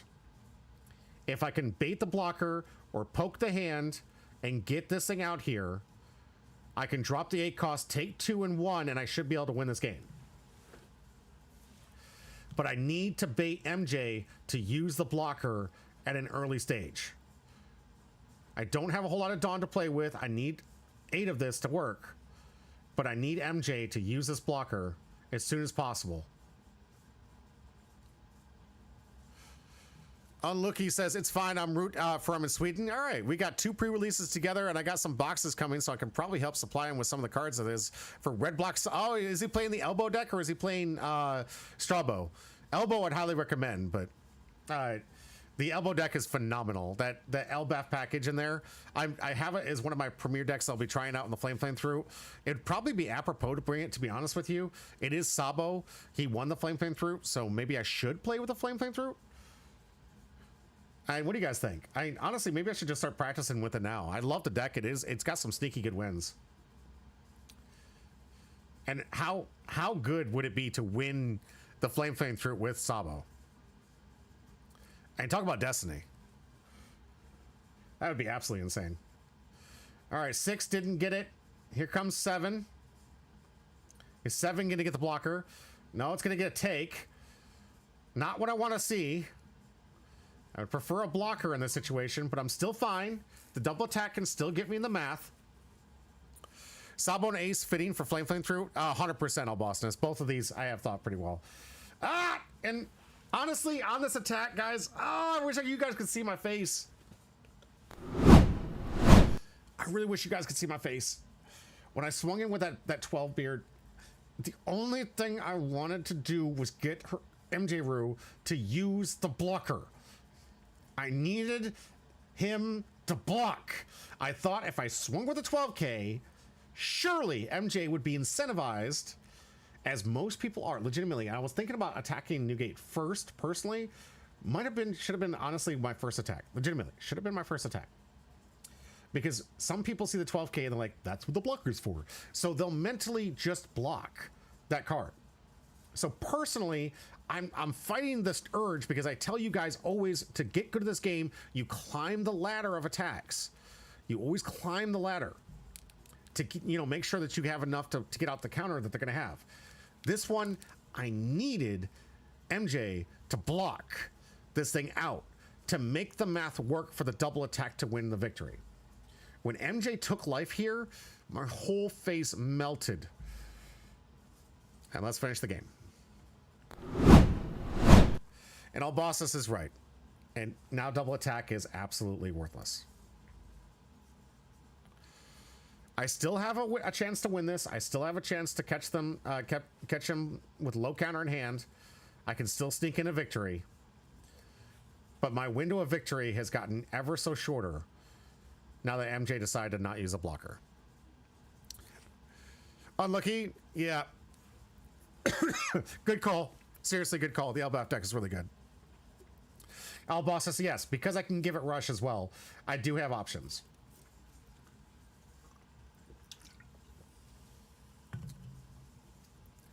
Sadly, I'm going with the 10 cost. This will pump my leader up so I can at least try to play defensively.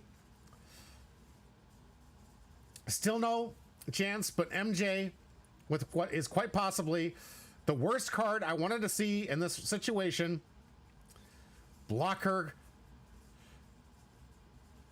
And I am now officially dead in the water.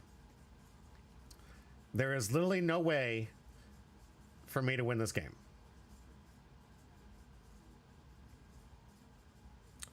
Going to Dragon, killing the only thing that I can kill.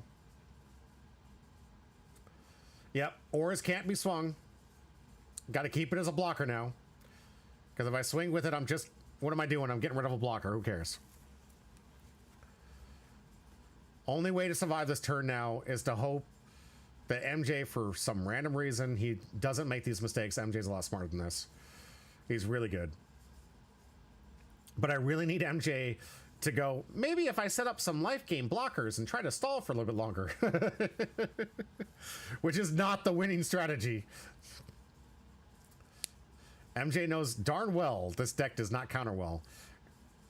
And why? Because MJ plays against Spencer, who is also a huge Ace fan, so he's had a lot of practice against this Ace deck. So he knows darn well going face is the best way to victory here. Going out with a big old 9K swing, gets the 2K out of hand, still have a 2K left in for the EZO. MJ's figuring out the math. Gets another 9. Using the EZO.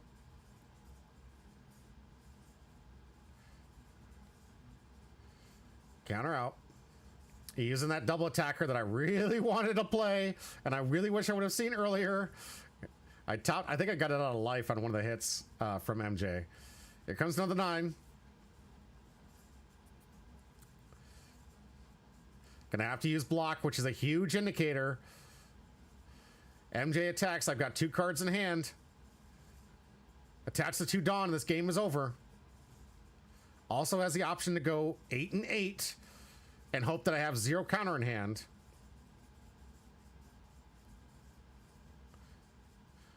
But if I have the odds in here, the math, guys, I want you guys to do the math at home. I have 2 cards in hand. The odds, especially after blocking out of a 9K swing, I don't have a 2K.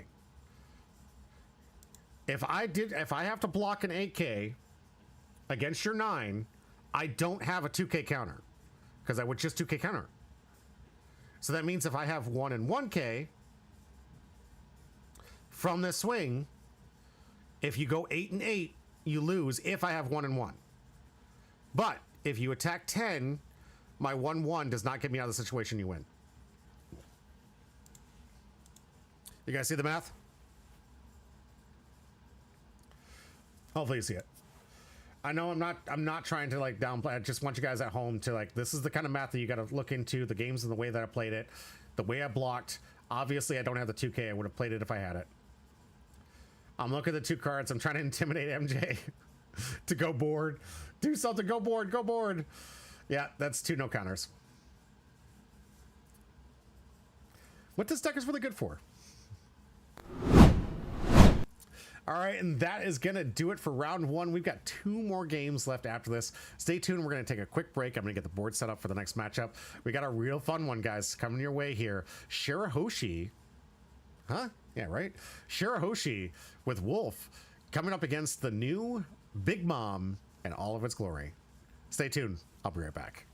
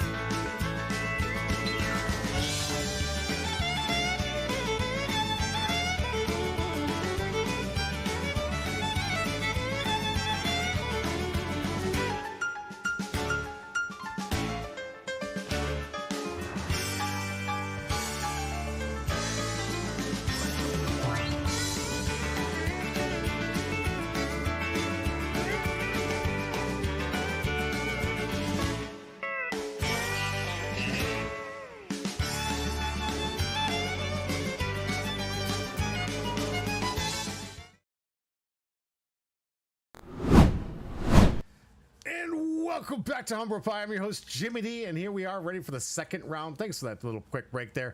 Do apologize. I got to take time to set up the studio, get the leaders right, get everything looking right. Of course, I got to add all your guys' names to the wheel for your chance to win one of these 2 free packs we're going to give away at the end of my live stream every Monday and Wednesday. I go live, give away some free packs, tens of thousands of dollars of potential to go away to one of you just by hitting exclamation point join in the chat, guys. That's all it takes. That's all it takes.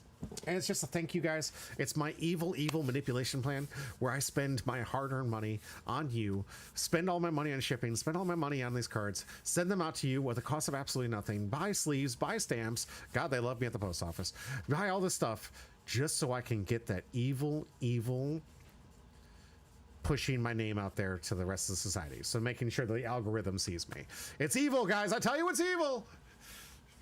But I'm glad to see you guys. Thank you so much for being here. I hope you guys are ready for another fun matchup. We got some great matchups. Wolf bringing Shirahoshi, of all things, using that new 10-cost Shanks. I can't wait to go over these deck lists. And of course, Cedar Branch, and she's bringing in the Big Mom. Mama. This is going to be seeing some plays. Cedar, right off the bat, knew what she wanted. She's going to be running this deck. I can't wait to see how this matchup goes down.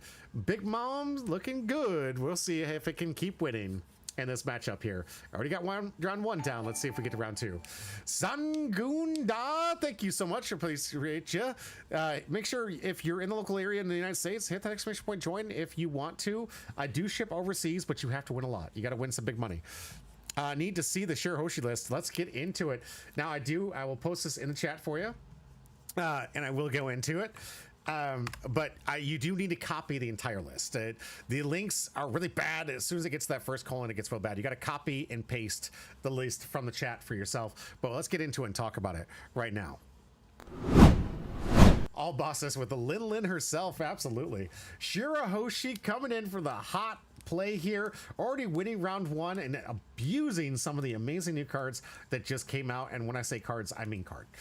Let's be real, guys. This card is insane. If you're playing green, you need to be playing this card. This card will absolutely destroy you, and it has an added bonus in Shirahoshi to free play something after the restand. You can free play a character after you get this amazing Shanks play here. You get yourself a rusher, rest all their characters, running for the big game, hit off with the big Neptunian fishes in the face. And the only thing that I honestly, and I guess it's because that's like, what are they? The Neptunian. They're not Fishman type. So sadly, you can't do the Dandervectin combo in this one here. But it would be a little counterintuitive too. And I think they did that on purpose, honestly. As the designers, they didn't want to let you have the Vanderdecken combo. In this particular deck, you'd have to be playing Hody Jones and Vanderdecken and some other card pieces, which don't really synergize with what this leader's trying to do here. Nah, fishes and I don't get along around these woods. We play Big Mom for big wins and big ballers, right? All Bossa says there are some of the 1 wisdom cards already out for EBO5 Robin. Cool. I'll check them out after the stream. Thanks, All Bossness. I am looking forward to those. I definitely will be covering new cards on Monday too. Got to get a lot of build up. I only saw 2 new cards. And I was like, that's not enough for content. All right, getting back to this one. Activate main once per turn. I may rest one of my Dawn cards and turn one of my cards, life cards face up, and play 1 Neptunian type card with and Megalo, so Neptunian or Megalo, with a cost less than the number of Dawn cards on my field. Bad side, I can't attack, which makes sense. This is so canon for it. If you guys know the Crybaby yourself, was not much of an offense. She wasn't a fighter. She was a leader among fish. Let's think about that. So we have all these fish that you can possibly cheat out here. You got easy ones like Megalo to start popping some 8k power, less rested. I love this card. I love this so good that I put this in my Shanks deck. I liked it so much that I was like, you know what Shanks needs? It needs the 2k counter. And I put 2 of these in the deck because Shanks is all about resting characters. And I thought, man, it would be really good if I could just get this thing out on play, rest it, and KO one of those problem children right out the bat. I basically turned my Shanks build into an auto shotgun. Everything that hits the field, I want to kill it. I'm going to get out with I think it was Hongo and pop something that's rested. I'm going to come up with Megalo and pop something that's rested. And I'm going to play the 2-for-1 event that kills 2 6 costs. Like, I'm popping things like crazy, man. You better be playing some anti-removal against my Shanks deck, because that deck just every single turn just wants to start popping characters. Get them out of the way. What's that? I'm talking about some Shirahoshi for some of the wisdom cards. Oh yeah, well Shirahoshi does have wisdom because yes, Shirahoshi is wisdom. The mom is wisdom. Shirahoshi's wisdom. Let's see, the fish. Well, I mean, you got wisdom for Megalo, which is not bad, and will fit in pretty well. Be a nice little fit, but sadly, the support really stops around 4 or 5. The really good support for wisdom. I did some searching early to see if there was any cards I really want to add to the deck, but sadly, the top end is not looking healthy just yet. So we'll have to see what the new card list comes out for the top end of that new Nico Robin deck. It is pretty bad in the top end. It is pretty bad. But let's talk about it. We have some rush character here, so you can push this out here and rush the board. You've got one of the best blockers out in the game right now. You can like basically keep playing this turn up, face down, turn up, face down, get multi swings out of this thing, and then you can restand and be a blocker in your turn. Really love what that deck was doing back in the day. It was really effective. We got the one to set up to one of your Dawn cards is active. You can't set Dawn cards as active using other character effects. If you have 3 or more Neptunian type characters, rest up to one of your opponent's characters that cost 8 or less. Very good resting strategy. Get rid of some of the threats. Maybe get a blocker out of the way. Deadman's Game doing the same thing. Strive to surpass me. We'll get you that nice little 4K counter. And of course you have I know you're strong, so I'm going to go all out, which is that pseudo electric Luna here that most people are kind of leaning towards because I think it just costs about the same, but most of the time when you're playing electric Luna, you're really only ever hitting more than 2 cards. Most of the time, electric Luna, if it hits a full board, wow, you're losing that game. But most people like this because it has a versatility. Electric Luna does not have counter, but this one you can be a 3K counter in a pinch. Of course, you're just not my type here. Devastating to say to a person in front of you. Please don't ever say that. I'm not experiencing trauma right now, I promise you. But a nice little 4K counter for this deck, which is really nice. And this deck's going to be going up against Charlotte Lin. Can you show your chick? The Big O? You know what? I can. Before we get into this, segue into it. Nice little ask. Let's see. Where'd I put it? I know it's over here. So those this. Market. Where'd I put it? One there. Global Final. Where'd I put it? I know it's on one of these things. In the Fire. Cardi Kazuko.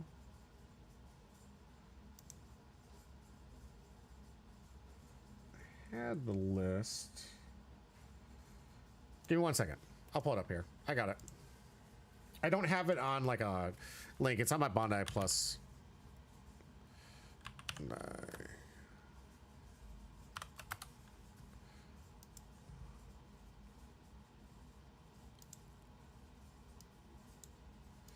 Yeah, for those who don't know, I'm heavy up. These are my three main decks here. But Debigo wants the Shanks. Let's show him the Shanks.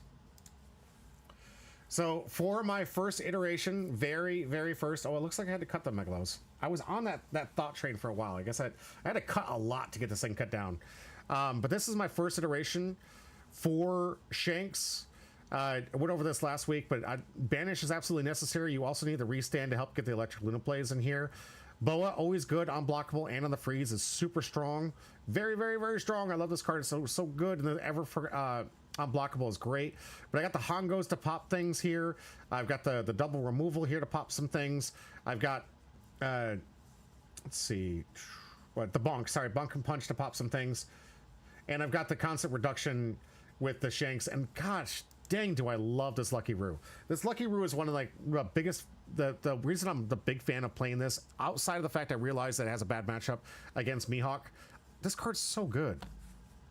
It's absolutely outstanding. It's a searcher on top of it, and it really can rest a problem threat here. I've had a lot of games on the limited event that really put my opponent in an awkward situation that nearly just turned them off for the entire turn. They're afraid to attack altogether, because if they have something that they're trying to use as a blocker for next turn, you can, in a late game, put them in an awkward situation where they don't attack you at all, just because you have that Lucky Roo out. It's absolutely as scary as I'll get out. Now, I did put in one Zoro right now for my build. And it's because I've been recommending everybody that you need to have double attack. There's not a great double attack for a mono color leader available right now. Obviously, Luffy, it's for multicolor. It doesn't do anything. It's a 6 cost. Most removal is killing 6 cost right now. Most of it's locking 6 cost right now. 6 cost is not the greatest spot to be in for a double attacker. So having the double attack that you need to have, it doesn't survive very well. So, and on top of it, it's basically a vanilla double attacker. That's all it is, because it only works with multicolor leaders. So to get over that, since I'm already doing a lot of resting and I'm already doing a lot of stalling, throw in Zoro. You know what's better than double attack? 3 attacks. With all the yellow running around, I think that this is kind of like a necessary card. Something that you get yourself into to have an opportunity to attack 3 times is fine. If you're stalling out, you get to the turn to end it. Of course, you can rest all their blockers and kind of like do some restands and swings, because you really only need 3 total Dawn here. So you get a restand with Smoker, you get the restand with Shanks here for 2. So you rest, restand 2, you restand 1 with Smoker, you attack once, you attack again, you attack a 3rd time. 9k is not bad, and you're already gonna be swinging in Rush with a 12k body in here too. And if you need to, I mean, I love this card. I love playing the 10 cost for the same reason. The stacks, guys. It stacks with the minus 1000. You can rest some problem children if you need to. And it just makes their attacks, especially like Elbaf, Luffy, and those other rush decks right there. This is a powerful card against those rush decks. So a big fan of this deck. I've only gotten a couple of games in testing here. I still need to get some more. But this is basically what I'm working on Shanks, because in my personal opinion, pop them, guys. Get them out of there. Pop them. Let's get into Big Mom and Cedar Branch's deck here. Albasa says that event at KO's 6s is so good. Won me some pre-release games. It really is. Most decks should be playing those 2-for-1s. I think about every deck in any color outside of red, which doesn't... It doesn't have a 2-for-1. Can someone correct me? Did red get a 2-for-1, or is it just literally the only color that didn't get a 2-for-1? Like that. And I'm not talking about weenie stuff. I'm talking about like 5 and 6 cost characters. Charlotte Lin, for those who don't know, annoying. This card's incredibly annoying. This deck is incredibly annoying. On attack, you can trash a card, and then your opponent gets a trash a card, or you gain a life.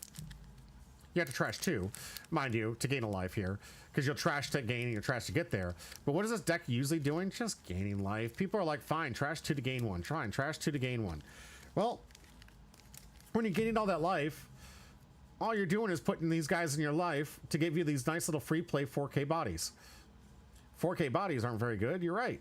4K bodies suck. Up until you drop this big boy. Drop Charlotte Lin at 10 cost here. All those 4Ks become 8Ks. And now your worst nightmare. You've got a full board of what you thought was a piddly 4K body board. And now you're having to fight up against a piddly 8K coming your way. Now it is only on your turn.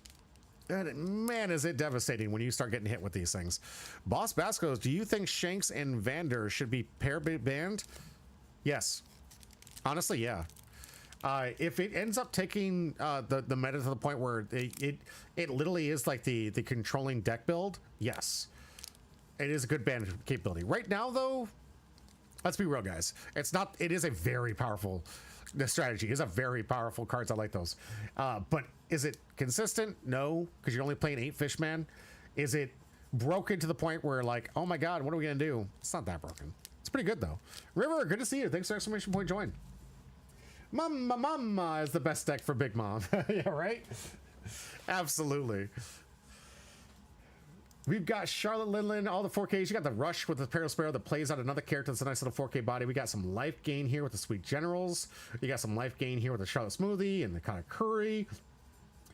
Oven, this one's one of the ones that play one character 4K power other than Charlotte Oven from your trash after KO, so it just kind of like cycles the bodies. That's a really nice card, honestly, just to make sure you're constantly having the 4K body on the field, because if this thing does get KO'd, let's be real, all these really cool on plays are only on your turn. So when you get to play this card trigger, you're not going to get this on play.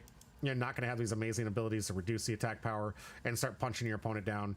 So it really is just get to play some free bodies. Get to play some free bodies. Let the bodies hit the floor. Let the bodies hit the floor. We've got arguably one of the best rares and ones I've been telling you guys, seriously, stock up if you can. Stock up on these cards. This card is going to be amazing. It is going to be the new $20 rare in the next like 7-8 months from now. This will be the 20 card rare. This card is incredibly good. Will be in almost every yellow deck. It is a +2. It is nuts in any yellow deck. All you got to do is discard it. I don't care about the trigger. That's not what's important. This is what's important, guys. You play a thing, you discard, you get +2. And a body on top of that. That is not that much of a Dawn investment. Most of the time when you're getting that kind of a draw advantage, the character is like a 0. Like the absolute like power creep we're seeing from this is insane. All bosses, I love sitting behind my Kaido and King blockers and just watching Linlen try to swing the 8Ks. Yes, all bosses, you do absolutely have a great strategy of starving this deck. One of the things I do want to mention while you did bring that up, one of the other strategies that you might want to be thinking at home, there is a strategy of making Linlen deck itself. If you're on paper and you have 35 minutes, you better be playing it against an opponent that knows what they're doing, and you're going to probably want to check them for slow play. Because this deck doesn't do a lot, guys. It doesn't really, it kind of like leans on it. But you can absolutely starve this deck by constantly going board, cleaning the board up, forcing them to have to play out of their cards because they're going to be minusing so much from their hand. All you're going to do is be like, sure, gain a life. Sure, gain a life. Sure, gain a life. They'll be at like 14, 15 life by the time the game's over, but they won't have any cards to draw. And unfortunately, there's no text that says, by the rules of the game, if you have no cards to draw, you win the game. So let Linlen heal, focus board, never go. Yes, never give them any hits. Don't go and swing into it. Just let them keep healing. Never get them any free plays. Let them chance that they put their 10 cost Linlens in life and cry because they can't get it, and just cry to the point where they can't do anything. This deck is a non-bow. These cards don't do anything without Linlen. They're just 4K bodies. They're easy to remove. They're easy to block. And really, this is the biggest threat. So if you can eliminate most of that by having it put in life, there you go. Easy win. Easy life. All right, that's the deck strategy. Let's see if Wolf goes for the stall strategy or goes for, I got to get under Linlen. Both not the greatest for a Shirihoshi deck, but still viable options. Getting a search on here with Strucin to start things off. Looks like Wolf's going to fall back with his own search with the Shirihoshi. This one, a continual search. I love these cards. They work as like pseudo blockers, but now that Cedar Branch was able to go first, she's going to have an easy way to just get rid of the Shirihoshi with a 2K swing. That's why I love Searcher bodies for this very reason. It's kind of why the Searchers have kind of fallen out of favor. Right, Lafayette is still seeing some play, but the Baby Fives and the Jewelry Bonnies of old, not necessarily, most of them rotated out, obviously, but then it's just not a great strategy because a lot of people are playing these one-cost Searchers, and you need them because you need to be able to clean up these free Searchers. If you don't attack this or waste your leader attack into it, they're just going to keep drawing, and they're going to get you out of resource, out of life. They're just going to honestly take the game away. Starting off with the first free play here, we've got the blocker from HE Double Hockey 6, the one that keeps flipping things. Oh, I was going to say, it feels a little bit early for the 5 cost. No, that was a search. Sorry, that was a search. Going for the 2 cost Shirihoshi. Got so carried away looking at something else, I forgot what we were covering. Yeah, Shirihoshi grabbing Shirihoshi. And putting one of the best draws in here, discard. Draw 3. Cedar Branch already sitting with a very strong hand here. Likely going to see a Strucin attack into this Shirihoshi, and then Shirihoshi into life here. We'll see if Wolf tries to protect it. I imagine no. You don't want to waste too much counter just trying to protect these Searchers. Although you are going to absorb some attacks. Here comes 5. Trashing, looks like asking the option. Do you want to trash a card from hand? Do you want to get from life? We'll see where Wolf's strategy is at. Yeah, it looks like gaining the life. Wolf just about reduce those resources. Ends up taking. Ooh, Cedar Branch with a little bit of a play mistake there. Don't want to be leaving the Shirihoshi for some more searches. Wolf going to get some massive card advantage here. Looking for all the right pieces. That Strucin should have been swinging. And Cedar Branch might be punished for that in the late game. All right, going to grab the blocker for our first search. Remember, we can use Shirihoshi's ability to play a 4 cost for free if we want to. Another one, get another search. Nope, deciding maybe not to. Could play out the 2-cost Share Hoshi. That's the plan here. 2-cost Share Hoshi getting set up the play here. That way in the later games here, we can constantly flicker that life and get it exactly where they want to. Got some good defensive spells here for Wolf here. Cedar just setting up the board. Going to go for the Cracker. Going for the life gain. Cedar already just stacked up here. A 7 life total already. No real pressure from here. Strusen not going to forget this time. Clean up that 0 cost. Or that 0 life. 0 power. 5 in a life. Trashing. Looks like Wolf's going to ask to gain life again. Now at 8 life. Wolf looks like kind of dedicated on the stall. We could be in for a very, very, very long game here, guys. Gonna start off with another search. Getting some pieces. Yeah, Neptunian, good play here. We can rest some of those characters now. So give us the opportunity to rest them, and now we can start cleaning up that board.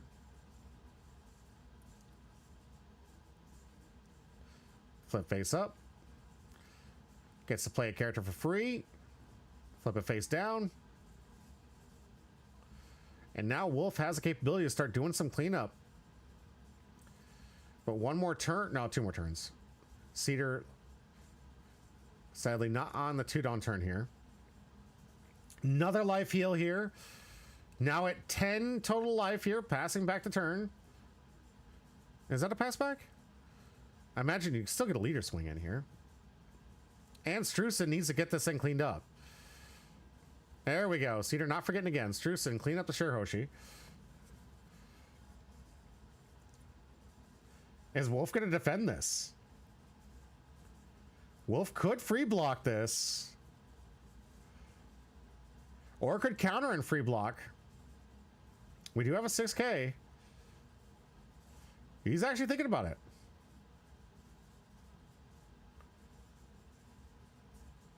What's happening?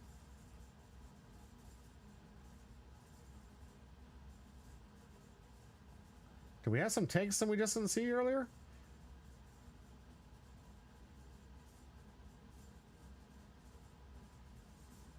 I'm a little baffled about what just happened here.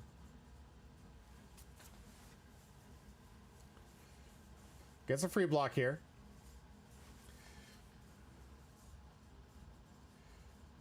Shanks the draw here for Wolf. Aggression not going to be his best suit here.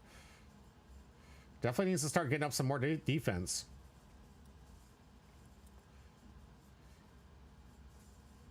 I think what might have happened, and if we replay it, I think Wolf was taking here as if that was life. And then caught on to realizing he wasn't taking life hits. Yeah, not gonna lie, I'm confused what happened there. Yeah. Reveal face up.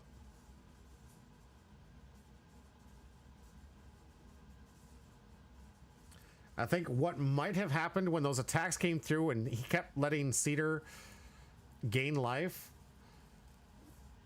he might have been taking from here on accident. Is that what happened?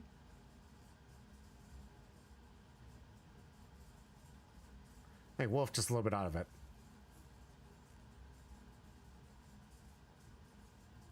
Well, at least I got it fixed. That's the only thing that makes sense why we took 2 life on a 2K swing in a Share Hoshi.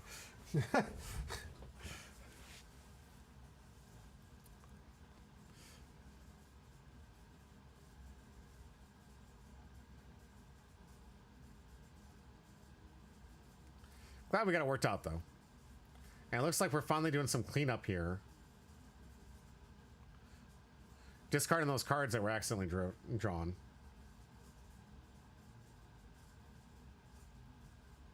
Yeah. Yeah, he might have forgot to take life because he was a distraction letting Lillian heal. Honestly, that is happening to quite a few people. I saw that happening during the pre-release weekend. People were, even the attackers, there's so much communication based on the original attack here that they forget you're still countering out. I had someone trying to make a move, and I was like, hold on, I haven't actually countered out of the Linland swing yet. And they're like, what? I already did the stuff. I'm like, yeah, but I still got to counter out of the Linland stuff. Oh, Panda, Cedar, you flexer. You flexer. Panda Man from Life here, making his first debut. Daifuku, also known as Panda Man, making his free 2K. Maybe that's exactly why Cedar's on this 2K. I was talking to the list earlier. I was like, why are people playing this card? It's not that necessary. There's so many better cards you could be playing. But if you could be playing with Panda Man, wouldn't you be playing with Panda Man? Be real. Be real. We got a lot of 4K bodies on the board here. Be a shame if next turn Cedar was able to drop her Linlin. Looks like we got another draw, dig and search. Discard, draw 3. I like this play. Because we know that some of these cards are going to get cleaned up with some of these, the resters and getting the characters here. So, while Wolf was looking at the stall type of strategy here, remember, Cedar doesn't have to discard on the ability. Cedar doesn't have to give the option for gaining life. And honestly, if you got this much life, stop it. Stop it. Stop gaining life. You don't need it.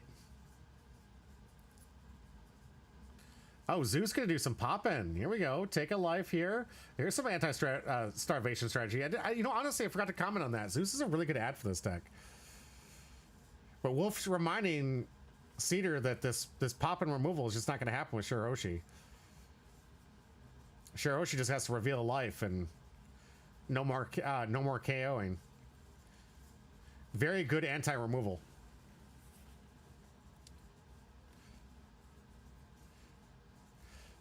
I will say at home, the rest of you guys are like, be a little more forgiving of some of these characters in these plays here. We're playing with new cards. Sometimes it does trip up people. I don't want to say anything like Cedar is amazing. She's been playing for a while, and so is Wolf. Wolf has been around since the beginning back in the day. So I know both these players are outstanding players, but even the best people keep making mistakes. But at least we got it worked out.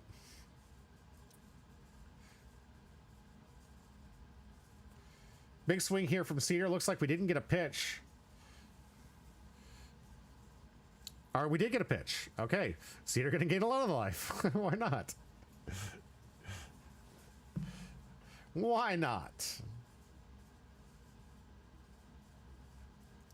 Oh, we got trash. We got trash. All right.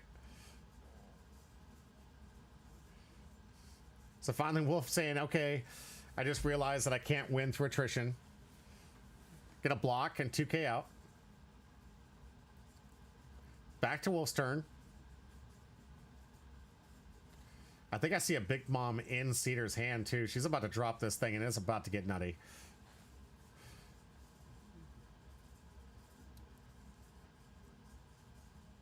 Here comes, oh, Shanks might have just been the answer to finally get this board out of the way.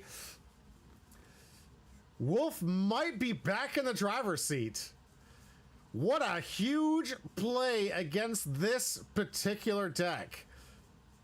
No longer sitting behind that threatening 8K, 8K, 8K.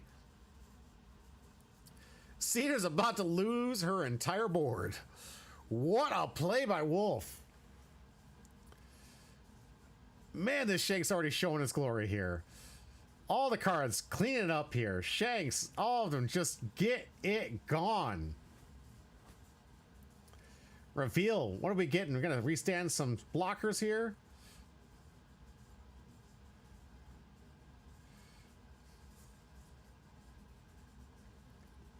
Yeah. And just like that, Wolf back in the driver's seat. 5 bodies. He's got a lot of life to get through, though.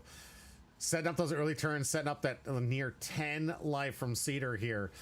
There's going to be a lot of turns that Wolf is going to need to be punching in and giving Cedar some free card advantage and some free bodies, too. One of the other sad stories, if you have to pivot this late into now having to play aggro, you have to realize that most of those life hits are going to be free bodies. So all that work you just did to clean that board can be absolutely turned around in a matter of minutes by just some simple life triggers from this deck. Zeus now can pop.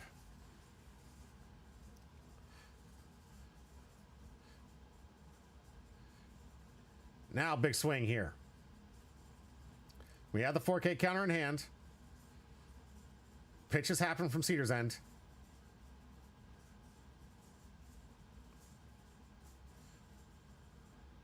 Gonna take, nope, no pitch. I'm sorry, I thought the shadow made a pitch movement. Nope, no pitch. All right, Wolf back on the aggression here. Already used the one rester. 10 Dawn, let's see what we got. A lot of big bodies, nice little restands. Get some extra attacks in if we want to. Shirahoshi the play.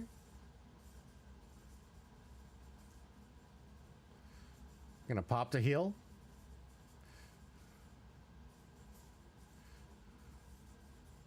$7 left. Got a free character play here. Can also get in for a swing. First swing. Cedar. Ooh, missed a trigger somehow. Interesting. All right, takes. Wolf dodging a bullet there. Here comes 8. Didn't miss a trigger there. Charlotte Katakuri. Here comes 7. No, 8. Gonna rest the Katakuri. And here comes Cracker. Wolf. Gonna reveal the top here. Probably get a rush character out. Here we go. Another Neptunian with rush character. Wolf looking more dangerous to duck out of this deck than Cedar Branch at this point. But this is going to give him an opportunity to at least attack into this 4K. All bosses says now the board is being set up for a 10 bomb again. That's the problem. Absolutely. Once you abandon the strategy of starving this deck out, you're just feeding the board back. And all that work you just did with that 10 cost Shanks, it's just literally been erased. But Wolf, I guess, realizing starvation not the route here. And sadly, it's mostly because most of these blockers can't stop the 8s and 12 costs Big Mom Shanks. So I think, honestly, if you look at this deck on paper, it's not the best deck to do the starvation strategy. You got to have something like Kaido's 12k blockers to block these things for free. Or the Teach redirection and blockers, stuff like that.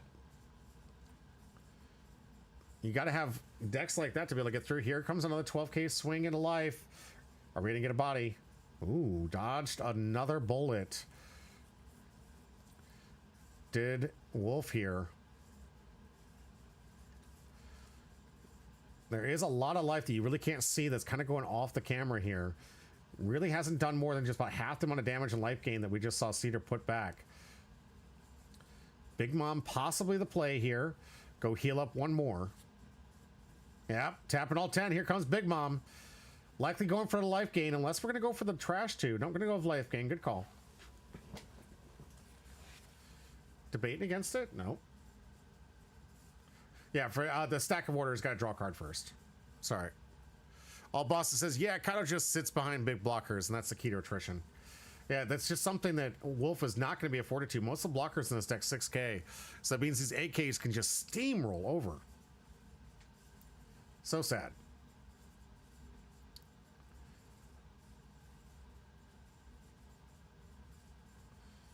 All right, looks like we're getting our first 8k swing with Oven. And this one's a safe swing. It's just going to replace itself. And Cedar looking possibly going into starvation mode, trying to... But I don't know if I like that. I like going... all right.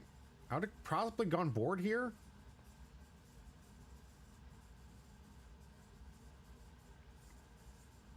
You're just not my type. Counter out. 8k. You're just not my type. Counter out. And Big Mom. Do we see a pitch this time? We do. Pitch. Option. Wolf. Life gain. Block for the free block. Pass him back to Wolf. Now Wolf in a very, very tight situation. Oven is just going to replace itself. Cracker out of the way here. How do we punch through without feeding this board for that 10 bomb?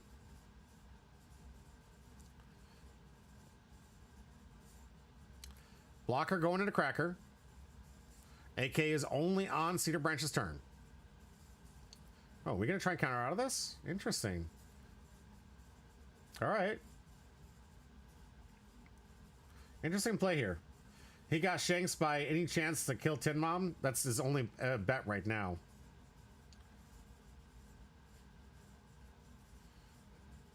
He's going to need 2 Shank attacks on there.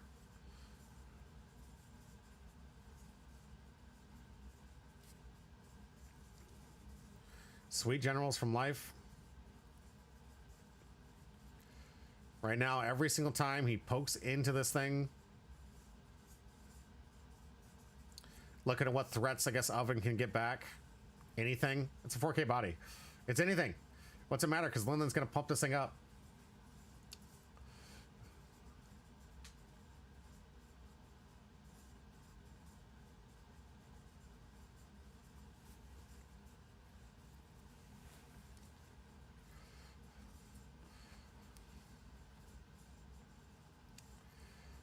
All right, 8 into life. Yeah, and trigger. There goes Pudding. This one with a search.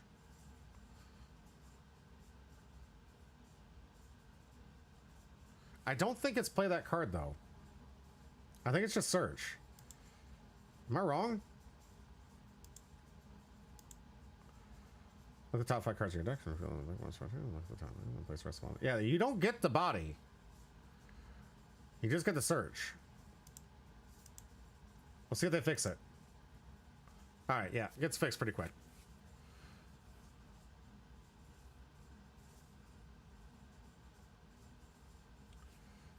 I'm pretty gross that they got the on play. Can you imagine? Or just got the extra body with that search too.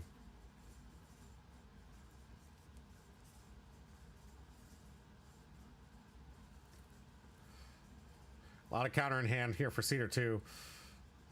Do have a chance to play another Big Mom, but I think Cedar should really just focus on getting another 4K body out. Do we have the Peril Sparrow? Haven't seen the Peril Sparrow yet here, but it looks like the last card in hand was a Peril Sparrow. Tapping 10, so it looks like we are going to get the Shanks Rester. Yep, resting the board. Restand 2. Sadly, because we went life, Cedar just has a fat hand to counter. So Big Mom probably going to be the target for the first couple swings.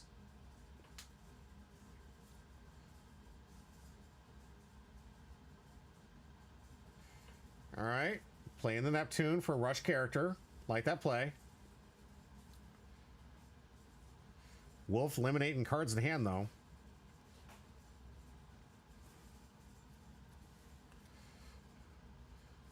Probably going to go board here. 7 to 4. If I'm Cedar, I'm letting that go. Save your counter for Big Mom. You got 2 13Ks, so you need at least 2 2Ks left. 12 and a Big Mom. Simple 1K. Got it. 14. Need a 2 and a 1.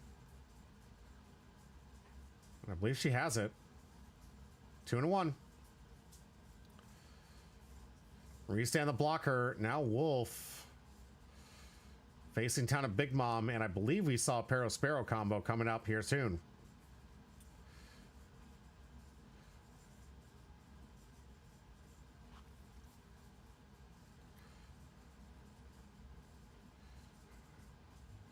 A lot of attrition on this one.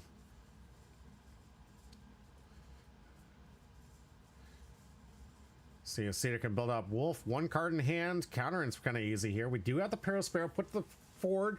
Looks like we could possibly look it into a Peril Sparrow into a Cracker play. Could heal us up 1, -3 to one of the Shanks, and that way Charlotte Lindland can kill one of those Shanks.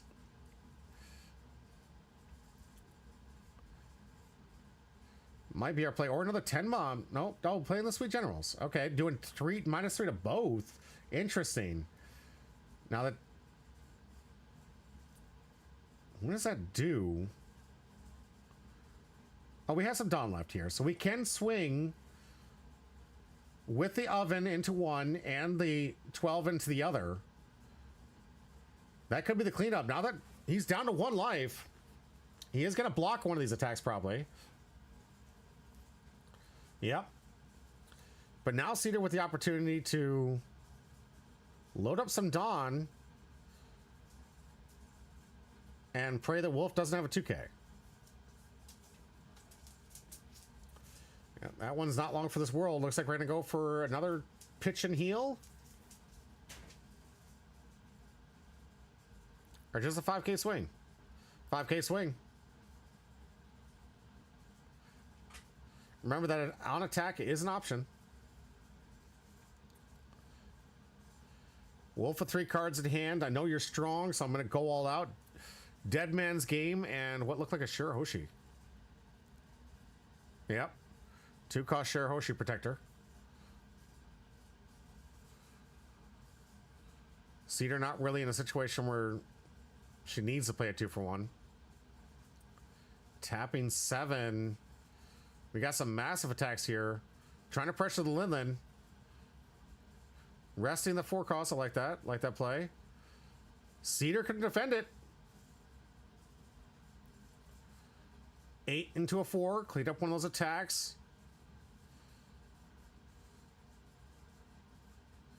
Put out some protection. Restand 2. Maybe go 12. 14 into Linlin. I don't think Cedar can protect it this time. Back to Cedar. But now Wolf back in the same situation. There's probably 7 life out right now. Linlin gonna put it back up into around 8 life now. So much life on this table. And I think Cedar's winning this attrition war. Yep, going for the life hit. I forgot. Draw a card first, then do that. Yep. So we've got another 8 cost. I guess we could go Starvation on the board a little bit, I guess. Oven. Into there. Yep. Clean up some board. 5 in a life. Are we going to get a pitch? Nope. Just 5 in a life and a take. And of course, Big Monk just played, so not able to attack into the Shanks. But now Wolf running out of options. Not a lot of great plays here. And deck is getting ridiculously thin. Oven just replaced itself. All this life here. If Wolf goes out trying to go in for that life again, he's just potentially leading that board for more bodies.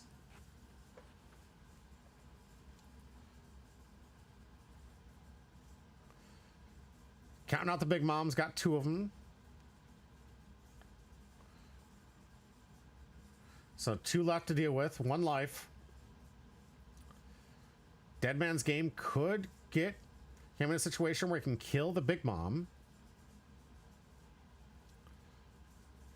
Pain 4, yep, Dead Man's Game here. So it looks like Wolf just trying to starve out the big moms here.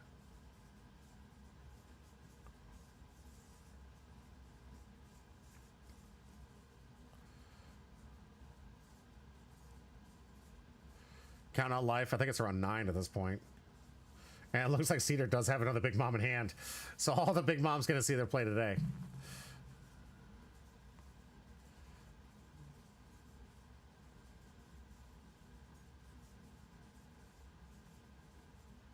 Oh, sign against it. 8 in a life. Gets a free play Parasparrow. Wolf just already regretted it. Oh, there we go.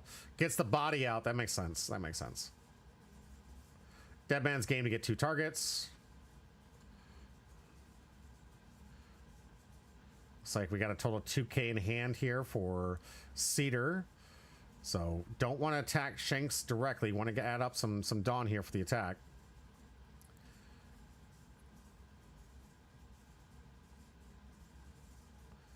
Flip, tapping 1. Work hard to surpass me, the card at the top. So that's a little defensive play here, but not going to be enough for Wolf. Good news is he knows to leave one open for that card.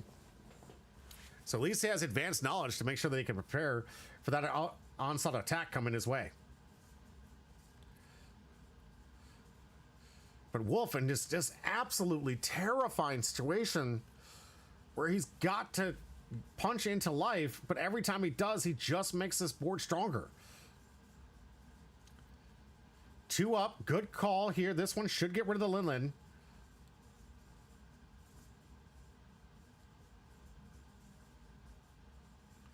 Tapping 3. Gonna keep those rested. Makes sense. That way, if Cedar was able to Big Mom next turn, he wouldn't have to worry about those 2 attacks coming in. Another Sparrow. What are we doing here with that? No, that's not going to be enough. We know Wolf kept the one open here for the work hard to surpass me here. So, and what it looks like is a Sparrow play. Okay. Sparrow the play gets out the free Cracker. Cracker going to go for the heal. And reduce what? Has opportunity to reduce 3. Into the Neptunian.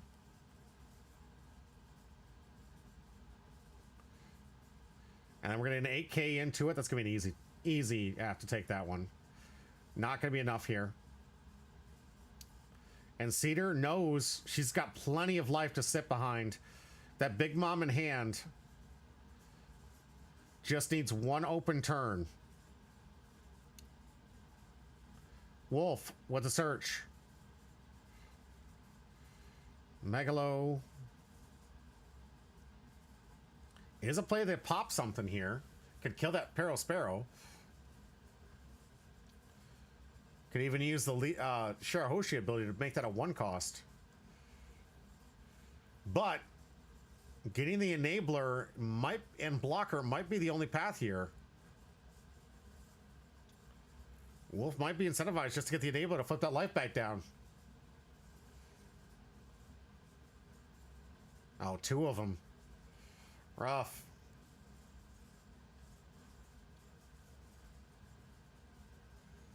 Looked like might have to prioritize it. From the glare, it looked like we have one more Dead Man's Game in life, and I work hard to surpass me is going to be coming into hand.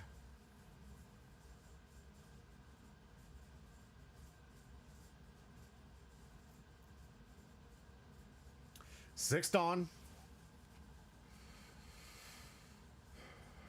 Wolf still on the decision on what he needs to grab. Yep, there's the enabler. The fish enabler is out. He will tap the 5 to cast it, turn the life down, play out another character.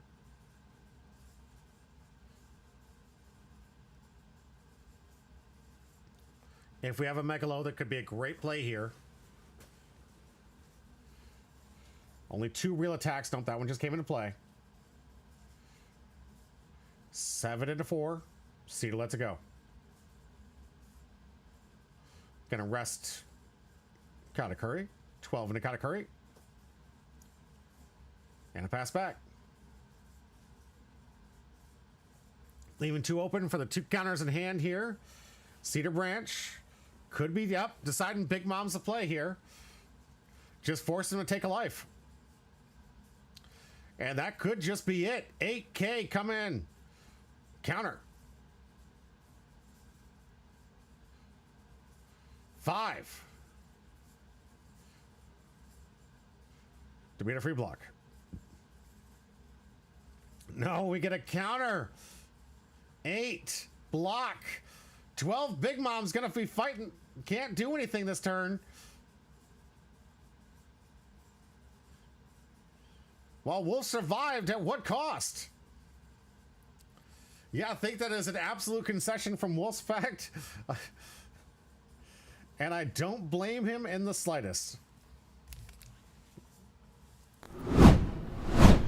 And that, my friends, is a Big Mom match. These ones are going to be a little bit difficult. I'm going to need to find some ways to bring in some energy against it. While I do respect and appreciate people that play these decks, I understand it's a deck in the format. Both these players grinding out big thinkers, big brain thinkers here. The grind is real against this deck. As long as Big Mom is sitting in this meta, playing the games that it's been playing, it's going to be some long days. I do have some good news. It's not on for the finals. We're going to have a nice, fun finals matchup with 2 new decks when I come back from this break. I got to go hydrate. I want to remind you guys to hydrate. We've got just one more match in the free pack giveaway coming around the corner. Stay tuned.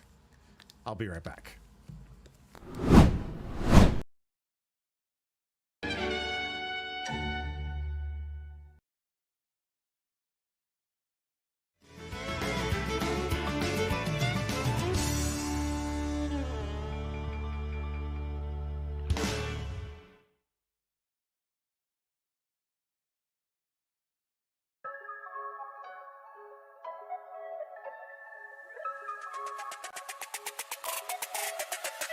I be playing with the money like whoa. Still got a lot more to go. Made it back before I walk through the door. Throw it up, make it rain, let it go. Like whoa, whoa, whoa, whoa, whoa, whoa. Playing with the money like whoa, whoa, whoa, whoa, whoa, whoa. I be playing with the money like whoa. Still got a lot more to go. Made it back before I walk through the door. Throw it up, make it rain, let it go. Like whoa, whoa, whoa, whoa, whoa, whoa. Playing with the money like whoa, whoa, whoa. Whoa, whoa, whoa. You know that money ain't a thing, I be playing with it. Make them pop, lock, drop, handstand with it. Double tap, 2 times, let your friend get it. Bounce up, bankroll, I'm the man with it. Yeah, we tryna eat.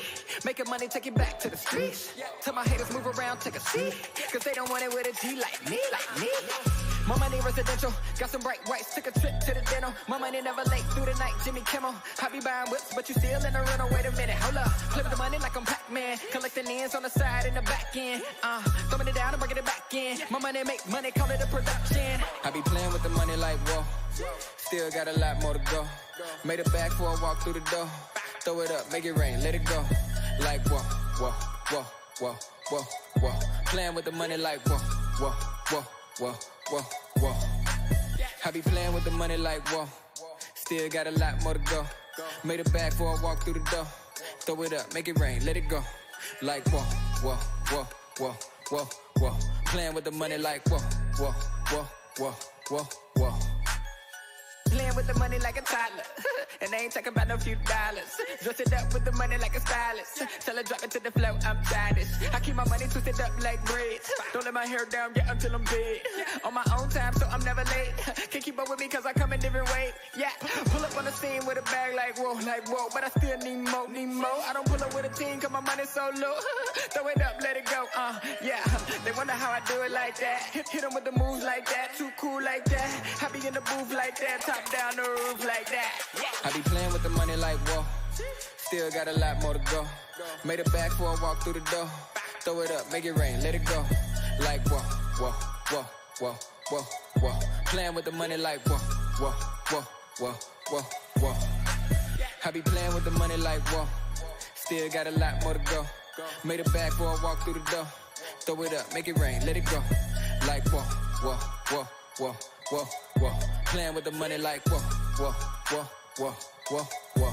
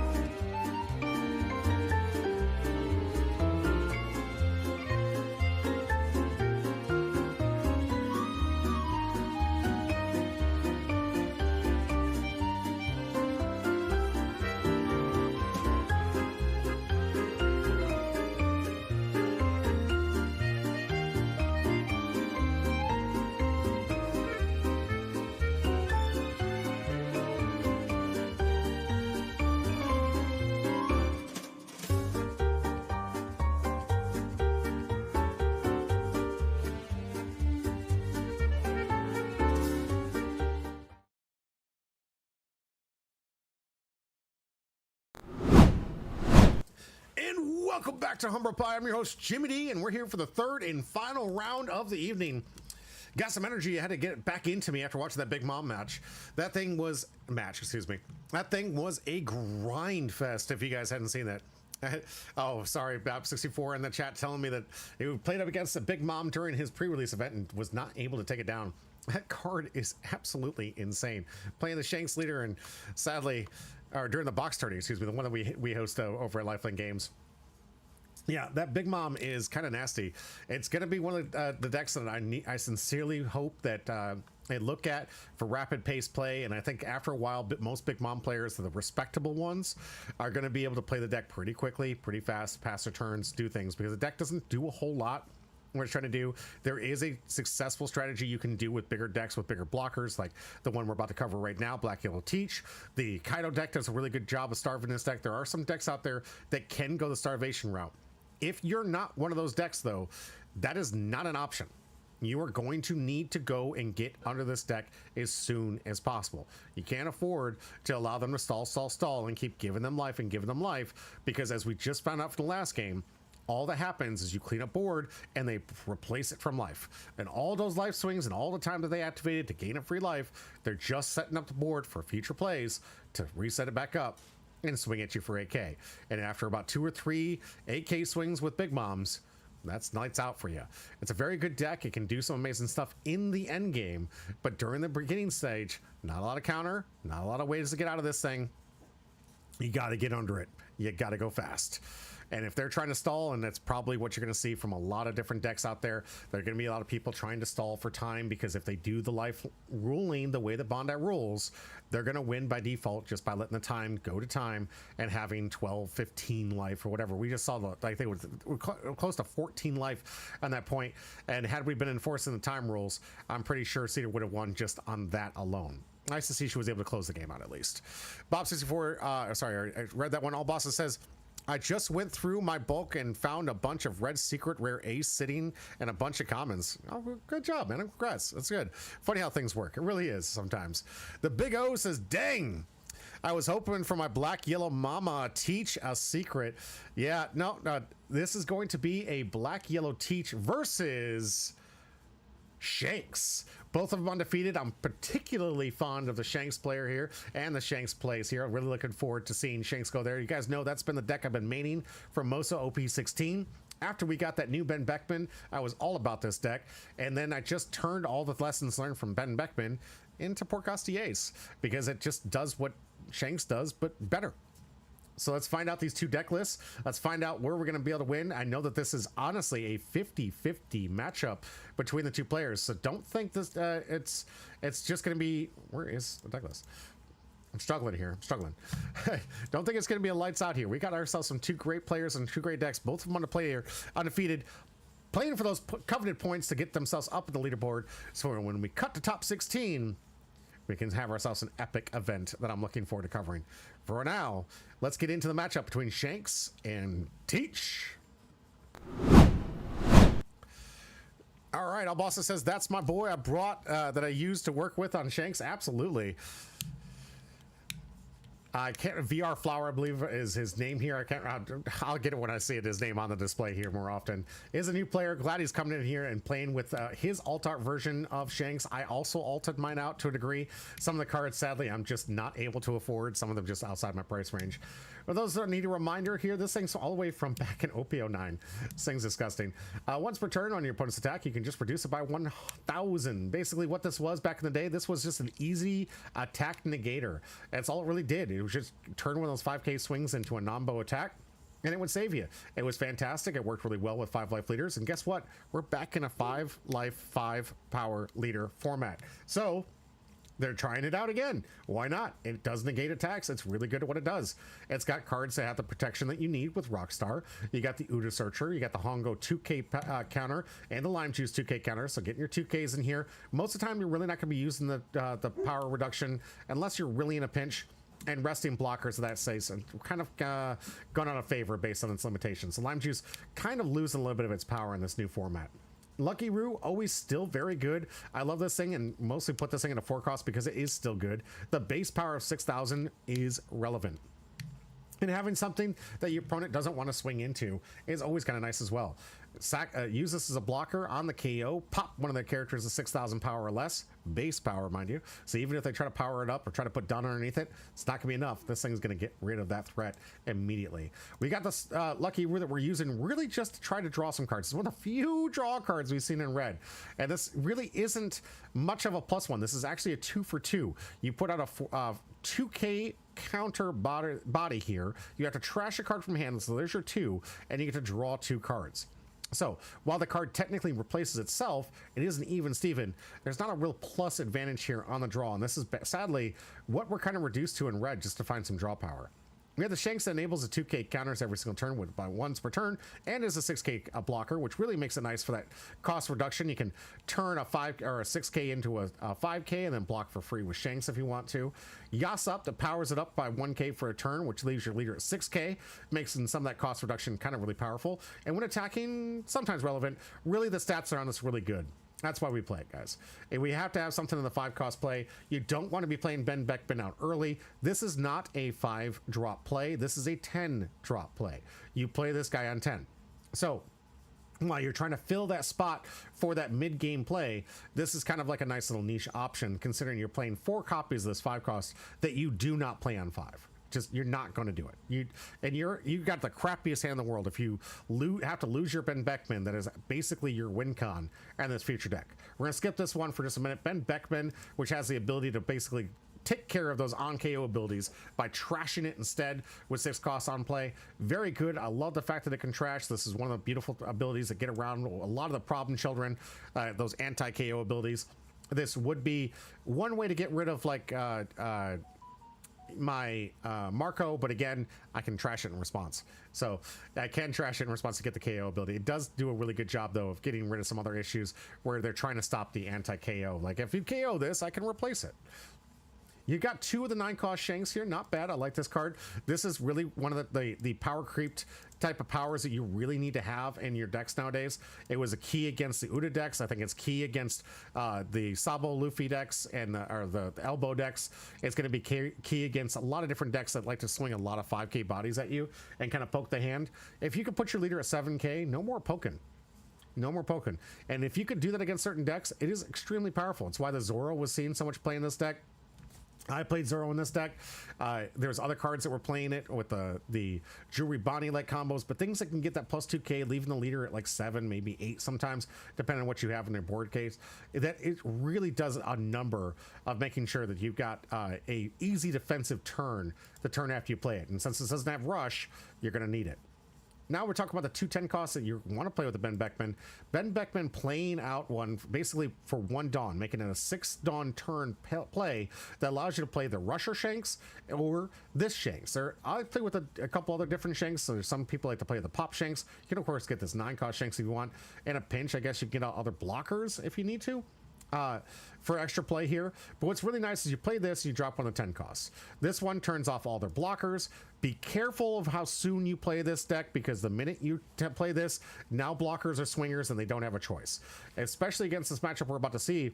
If you play this too early and you can't defend the next turn, you're making a mistake. Don't drop this until you know you can either 1, go for game, or 2, know next turn you can defend their attacks. You're either playing this to win, or you're playing this because you know you can stall next turn. If you don't and you can't stall next turn, you are playing a very dangerous game, turning all those nasty little blockers into attackers. With that, you can combo out with Uda for a nice little 2 cost, where you got 4 Dawn open, so you got yourself double blocker and a 10 cost out. And additionally, you have 2 additional Dawn to put out for maybe even some protection, or if you want to do some searching, maybe. But when it comes down to alting this deck, I'd say the biggest issues I'm having right now, Come On Will Fight You being near $300 is ridiculous for a searcher. I don't have the money for it. I'm sad. I cry every night. But sadly, this one is just a little bit outside my reach. And of course, there's one other one. I have the 2 copies here, going to find it. But there was one other card in here that was just outside my range of affordability to fully bling this deck out the way I wanted to. Sadly, just too expensive. All Bosses says, I think he does have 2 Pop Shanks and 1 or 2 Lime Juice, but I could be wrong. Well, yeah, I mean, I looked at his deck list. I didn't see it on camera. I actually had to pop these up. So that might be what I might have been missing because I didn't see it on the camera for where he put it. So that might be where I was having some difficulty. But all boss is saying, yep, he's been playing a long time in Harrisonburg. All right, this one going up against Greg, our long-term Marshall D Teach player. Played Black Teach until it was not playable, and now is playing Black Yellow Teach until it's not playable. And if you guys have been paying attention, this deck is still very much playable. Oh, It's the Mall says he does have Pop Shanks. Okay, so there is another Pop Shanks in here. I couldn't see it on camera here. This is the right one, right? Yep. So our watchers can get the actual list here. I had to make some corrections on my my Patreon here just a little bit, but thank you very much, Greg. Appreciate that. So, longtime player, the Marshall D Teach deck. This one is going to be an outstanding deck. This is one of the few decks that can actually starve. Linlin decks does a really good job at it. Can because it has the 12k blockers, has the ability to stop attacks, and has ability to. It doesn't matter if you have unblockable, because I can just pitch a card and force you to attack something else. We got a lot of different things that have a lot of different abilities based on being attacked here. Lafayette to do some continual searches. Really good early play. This one, draw a card, rest up one of your opponent's characters as 6 costs or less. So this can be a nice little two swing here. We've got another addition. I love this Rono Zoro. Got to play protection in this meta. You have to be playing protection. You got to do it. If you don't have it and you get 2 for 1, it's kind of on your own play here, because as I've told you in this meta, you get 2 for 1 and you can't do it back, you're probably losing the game. Charlotte Pudding, by far one of the best rares that came out from this new set. Pitch a trigger card with trigger, draw 3 cards. This one probably not going to use that trigger ability, doesn't really need to. You're probably going to want to add it to hand anyways, because you're going to need it with a leader that needs to discard as much as Marshall D Teach. So this is an obvious 4 of to make sure we can replace some of those cards that we're going to be losing so heavily by constantly pitching to get those redirected attacks. Katarina Devon that gets to do the copying. We get the San Juan Wolf, which gives us the capability to make our leader 7k. So one of our 2 options to help against those little pecker decks that they come out there, the ones that like to peck, you know what I'm saying. We got the Silver's Rayleigh that is an amazing killer here. We got a lot of people right now that are just playing this offensive kill, and this is exactly why you need that counter kill type cards. If your leader is multicolor and your opponent has 3 or less life, KO to one of your opponent's character 7k base power or less. So a really good answer to getting rid of those mid-game threats. Blockers, mid-game power. There's a lot of mid-game threats right now, and you're going to want to have this, especially against the Linlin, because if they haven't swung yet, you're going to want to have an answer to be able to just get that Linlin down. But of course, they have to be at 3 or less life. You got Shiryu, which can easily pull out some other characters from their yard for the trigger here. Draw 2 cards. Trash 1 card from your hand, add it to 1 Blackbeard card from your trash with 6 costs or less to your life face up. You got Stussy, that's the big killer. This one just KO on one of your opponent's killers. This will get rid of any of the 10 cost threats, your Kaido threats, your Big Mom Linlins. Get rid of all those big nasty threats, especially if you can keep playing this thing out there. Get this thing back on the board. Get rid of the attack into it if you have to, but absolutely need to have an answer to kill those big 10 costs. A lot of decks doing that. Porkos Yates plays around the 10 costs. You got Shanks that's playing around the 10 costs. Now we have Linlin playing with the 10 costs, and even the Kaido. You need to have these answers, and Stussy is seeing a growth in play. I would not be too surprised this thing goes back up to 20 where it was back when this was the only answer in black to get rid of some characters. Of course, we have the Teach that allows you to pick out of the top 3 cards to gain some life. The Blocker that's going to help them freeze some board states here. We've got the Black Vortex that has, if your leader's Blackbeard Pirate side, add up to 1 card with trigger other than Black Vortex from your trash to your hand. It's a nice little way to get some of those cards back. We've got the Gum Drum Stamp here for another form of removal. This one KOing up to one of your opponent's characters at base cost of 6 or less. And this one KOing 2 cards. 2 cards at 6 or less. Or 5 or less, sorry. Then we got Zahaha to take a life and gain a life, essentially, by playing out one of these essential Marshall D Teaches for free. These are the decks Marshall D Teach going head-to-head versus Shanks coming up. Let's see how these players do it. Stussy. That's a good question. It's an older one. It's a really good question. Stussy is from the old OP07. Block 2. So it doesn't have long for this life. April, we're going to be losing Stussy. Hopefully by then we'll have a nice replacement for it.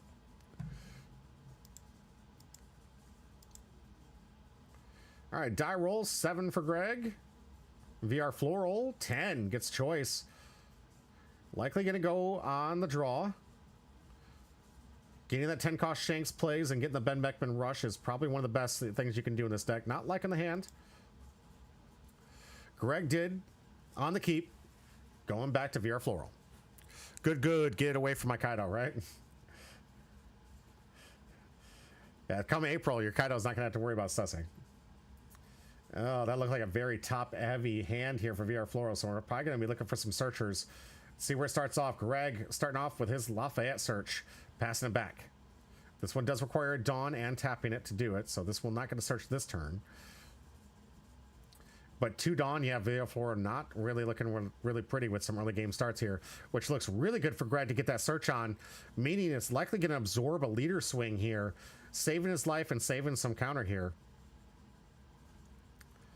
Getting to get some search, get in for a potential 7K swing, and knowing that VR Flora is going to be incentivized to go into this Lafayette and with no searcher is what makes these cards so incredibly powerful. If you don't have the body searcher, they're just getting away with a free swing.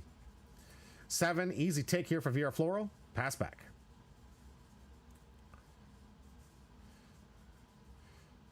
Back to Floral.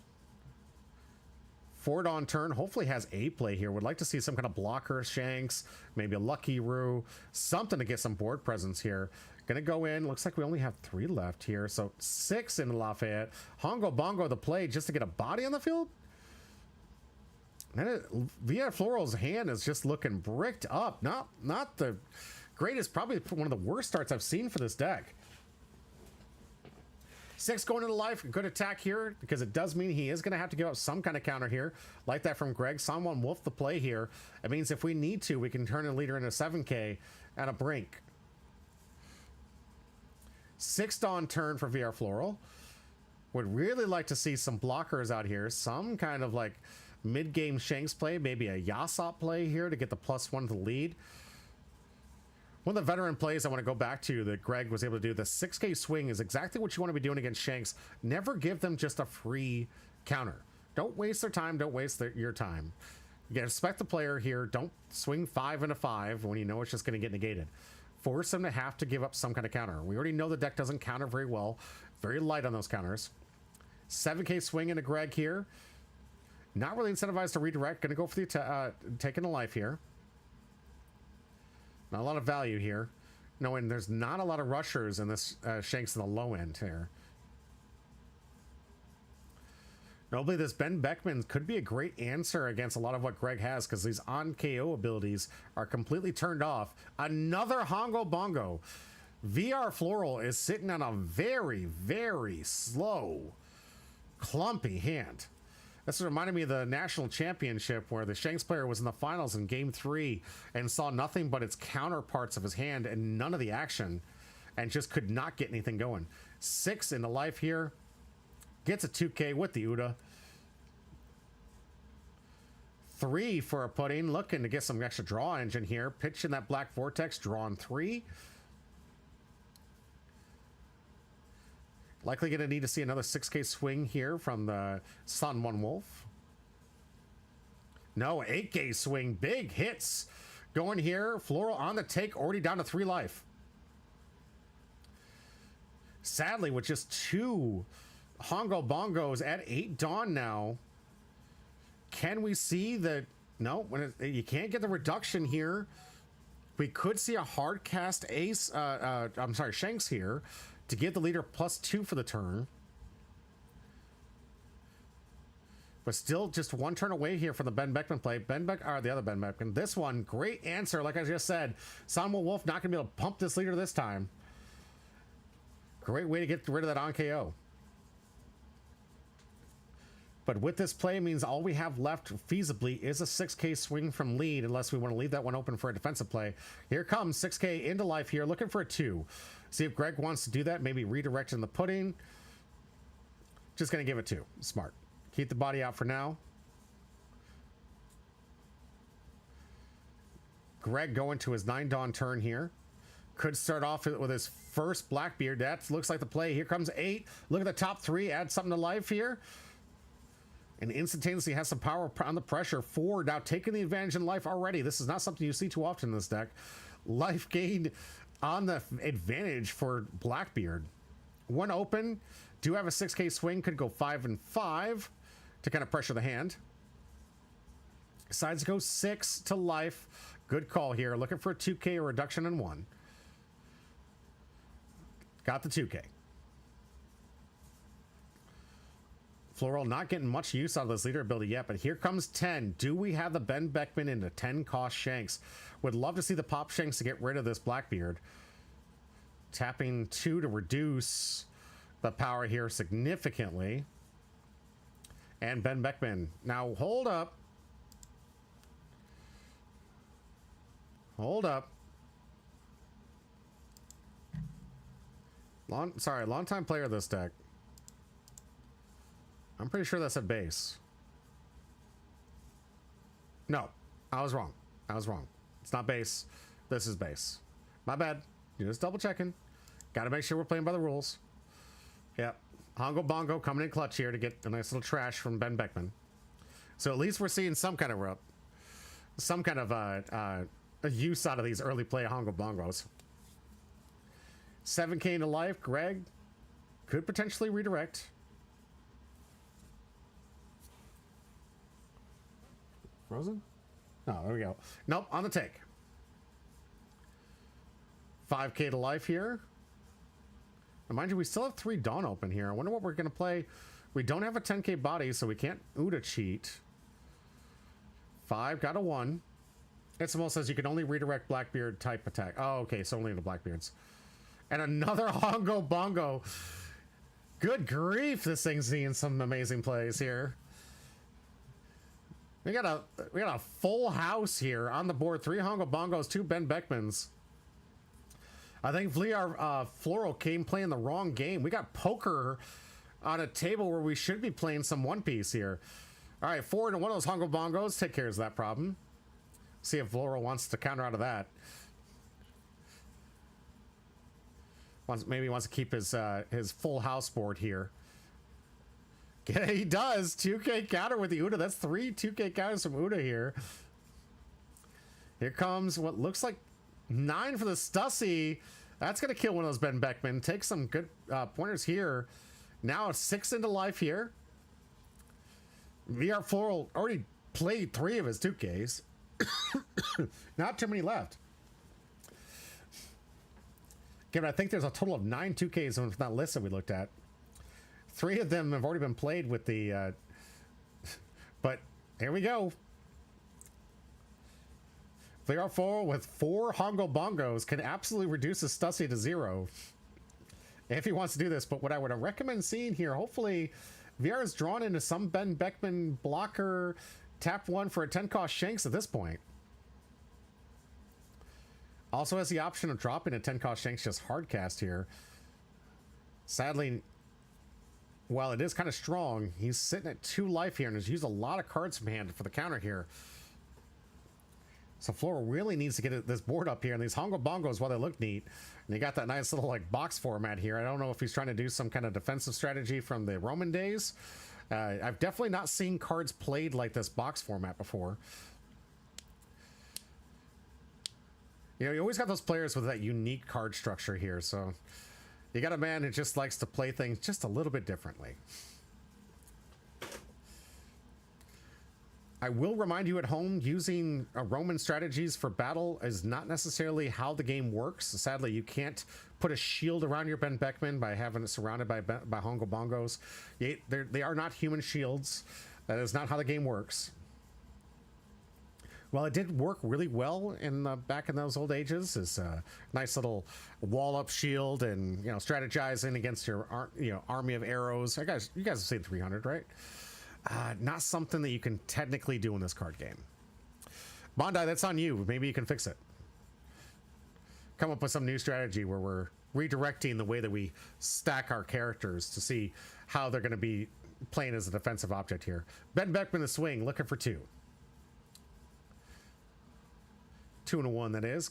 On the take here is Greg. Gets a Shiryu trigger for the double draw. Alex Fur says maybe they're trying to fit it all on camera. And honestly, there is a lot of space you can put it out there. I've done this thing. You can fit it all on camera just by going wide. Yes, he's going to have to move his deck over a little bit and get it all on there. But there is maybe something with that. Maybe he was trying to be conscientious about getting everything on camera. I was mostly doing it for the joke. I clearly didn't land. Oh, here we go. Trigger locking down and popping that Ben Beckman. Finally see one of our bigger cost shanks here. Now that is it only need a 9K for the Stussy? Or does it need the 10K? I can't remember if that one needs the 8K or the 10K. 8 looks like we're probably playing another Teach Z-ha-ha! Into a 10 cost. Take a life. Freeze the shanks. Turn off the leader for whatever reason. It doesn't matter. This Stussy and leader are going to be getting this for a good number here.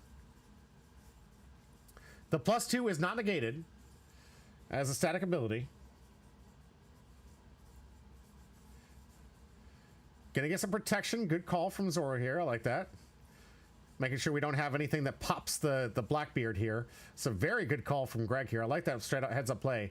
9 coming to 7. Looking for 2. We'll see what Floral can easily try to reduce this to an 8 and 2K out if he has it.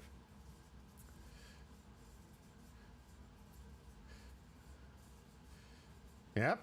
Minus and 2K. It does stop the leader attack here and a pass back. 1-1. A Ben Beckman into a can't block Shanks could be a devastating play here. Would be absolutely what VR Floral needs to do here.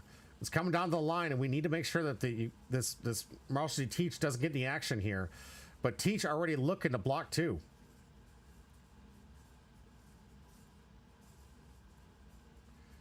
Yeah, All Boston is recognizing he does have 3 Hongo Bongos and could easily Ben Beckman into that Blackbeard. Oh, here we go. Pop Shanks. Yep. And right away, Greg saw the play coming like Nostradamus. Putting the 3 at the bottom, protecting that Blackbeard. Smart heads up play. 5 in a life. Looking for 1. Gets the 10 for a free block. Knowing the other 10 cost Shanks or the 9 cost Shanks couldn't attack here. Absolute perfect strategy here.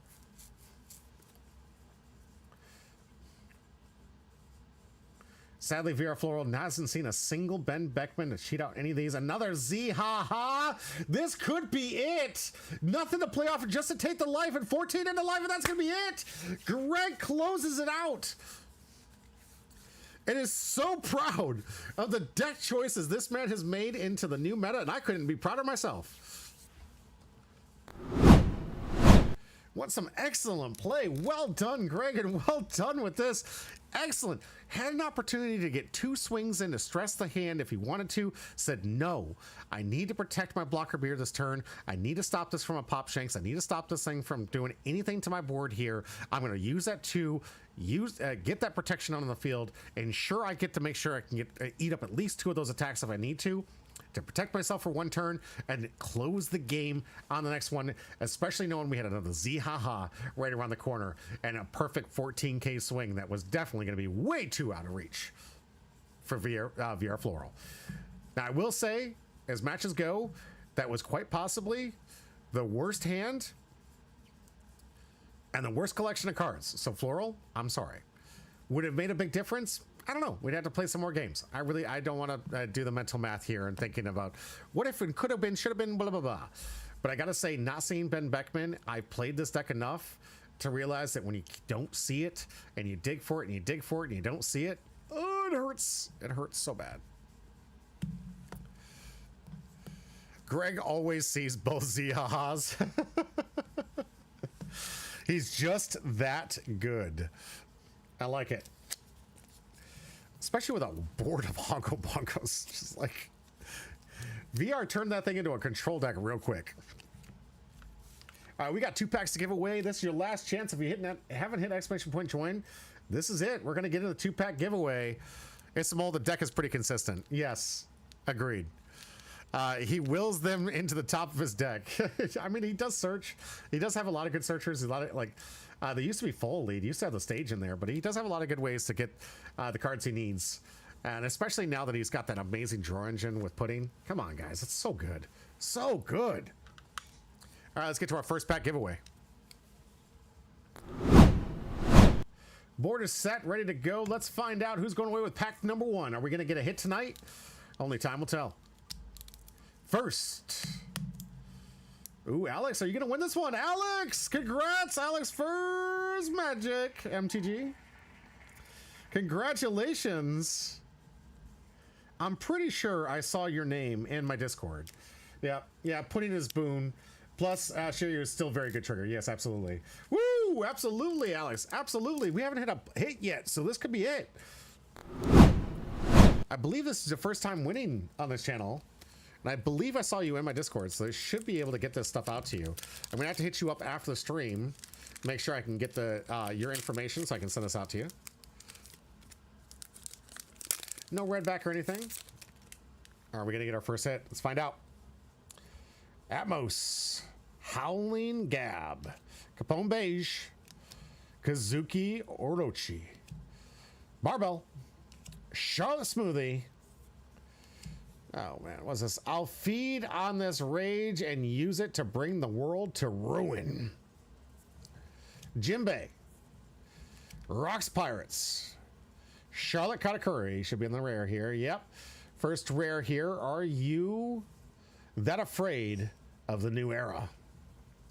And are we going to see our first hit from the box? Yes, we are! $115!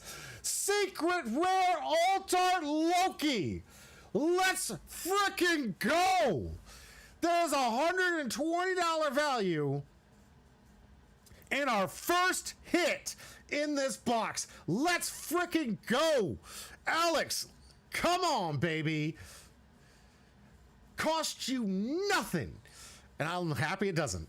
For a $120 hit. Let's go.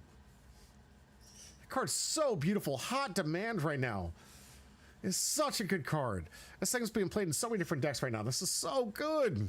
Bang, this puddle that was the last box with a Gold Dawn. Oh, could be a Gold Dawn, could be a Silver Dawn too. Don't forget. Exalta says, I just pulled the Loki at a pre-release. Congrats. Yes, congrats. That's huge. I gotta get the case. Where's my stuff for this? Yeah. Oh, and a subscription. Thank you so much. I appreciate that. Paying it forward. I like it. Let's get this thing in a case. Boy, we gotta make sure this is gradable if you want to grade this. This is gorgeous.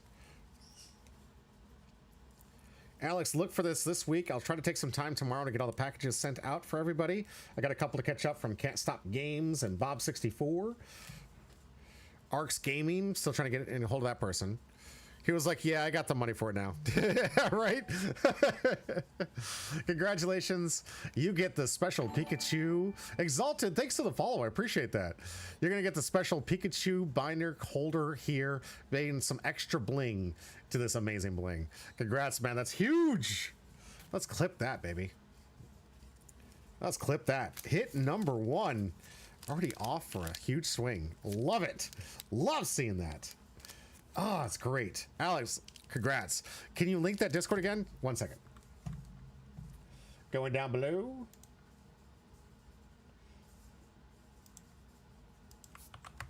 There you go. Dub TV 8 says, can't wait until Banda lets Akira Agua. Oh, and there's an SP set for Bashiko. Oh, dude, seriously. Let's go. Huge fan of that art. I mean, isn't Akira, I thought they were talking about letting Akira in there. But I can't remember where I heard that. I don't want to be making things up, but man, that name sounds familiar. Like I saw it happen. But yes, please. I love it when they get these guest arts there. He did that Loki card. That's right. That's right. He did do the card. He did the Loki card, the one that came out. Yes, the Loki version is going to be outstanding. Thank you, Dub TV. I'm sorry. I was blanking because I know that I saw something with his name doing some art with it, and I was like, oh, wait, he did do something. Yeah, that Loki card. I like it. I like it. Some people not a big fan. I am a huge Final Fantasy fan. I am a big fan. Yeah, but hasn't done any SP. Okay, all right, it's coming up. Can't wait to win a pack and be the double rare. We'll see. We'll see. All right, one more pack to give away. Let's find out what we got left. He did that card just pulled. Look at the art. Oh, he looked. Did he do this one?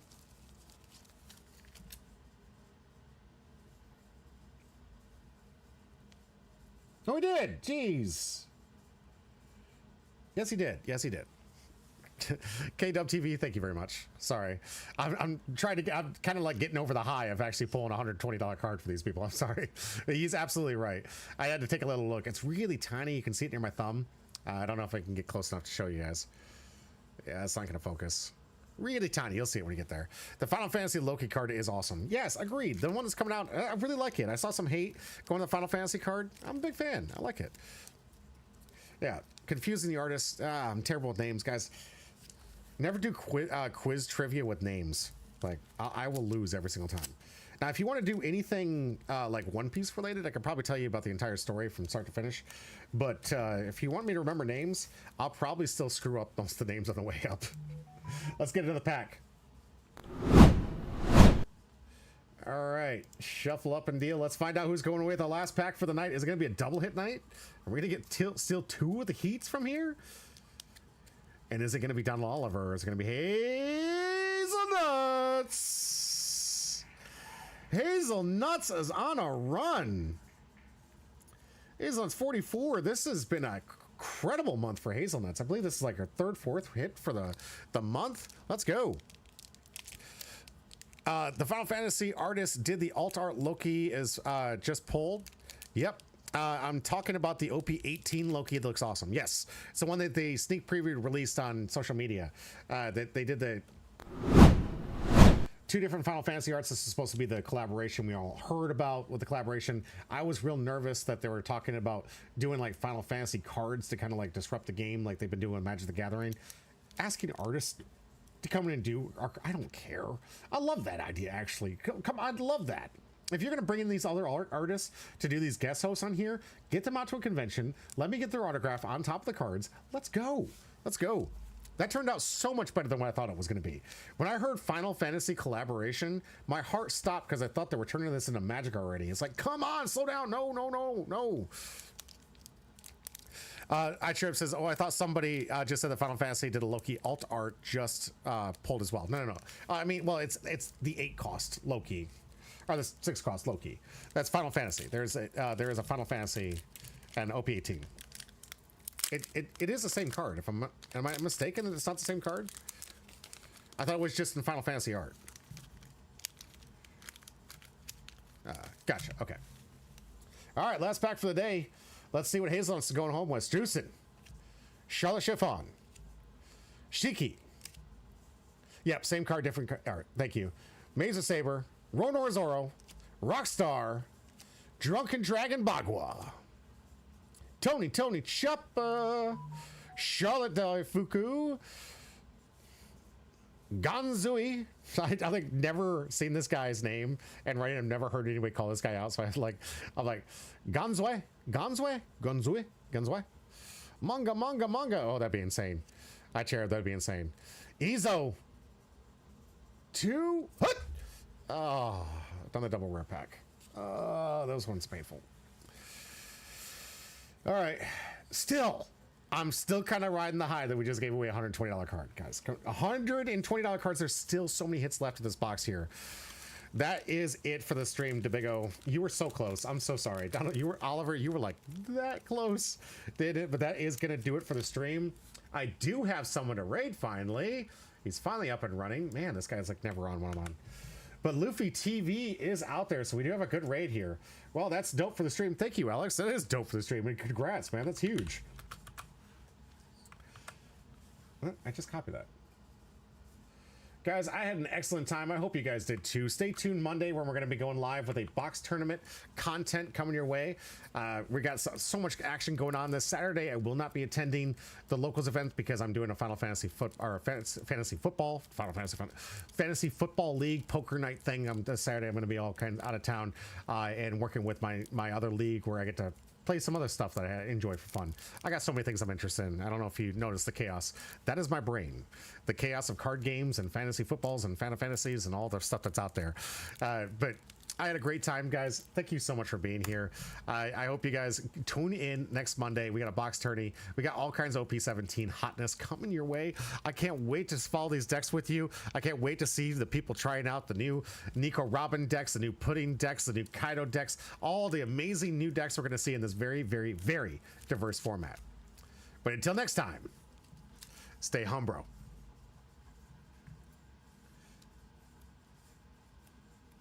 And wish this guy hello. YouTube, what's up?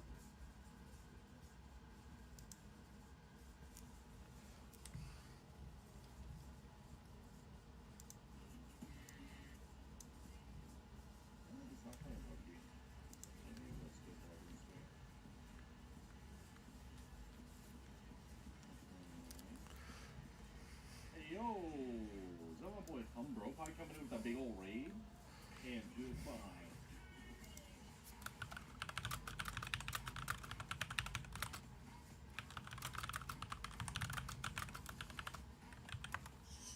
Yes, sir.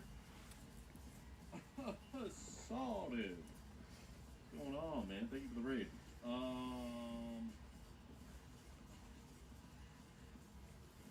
Oh, I'm still live. YouTube, take care.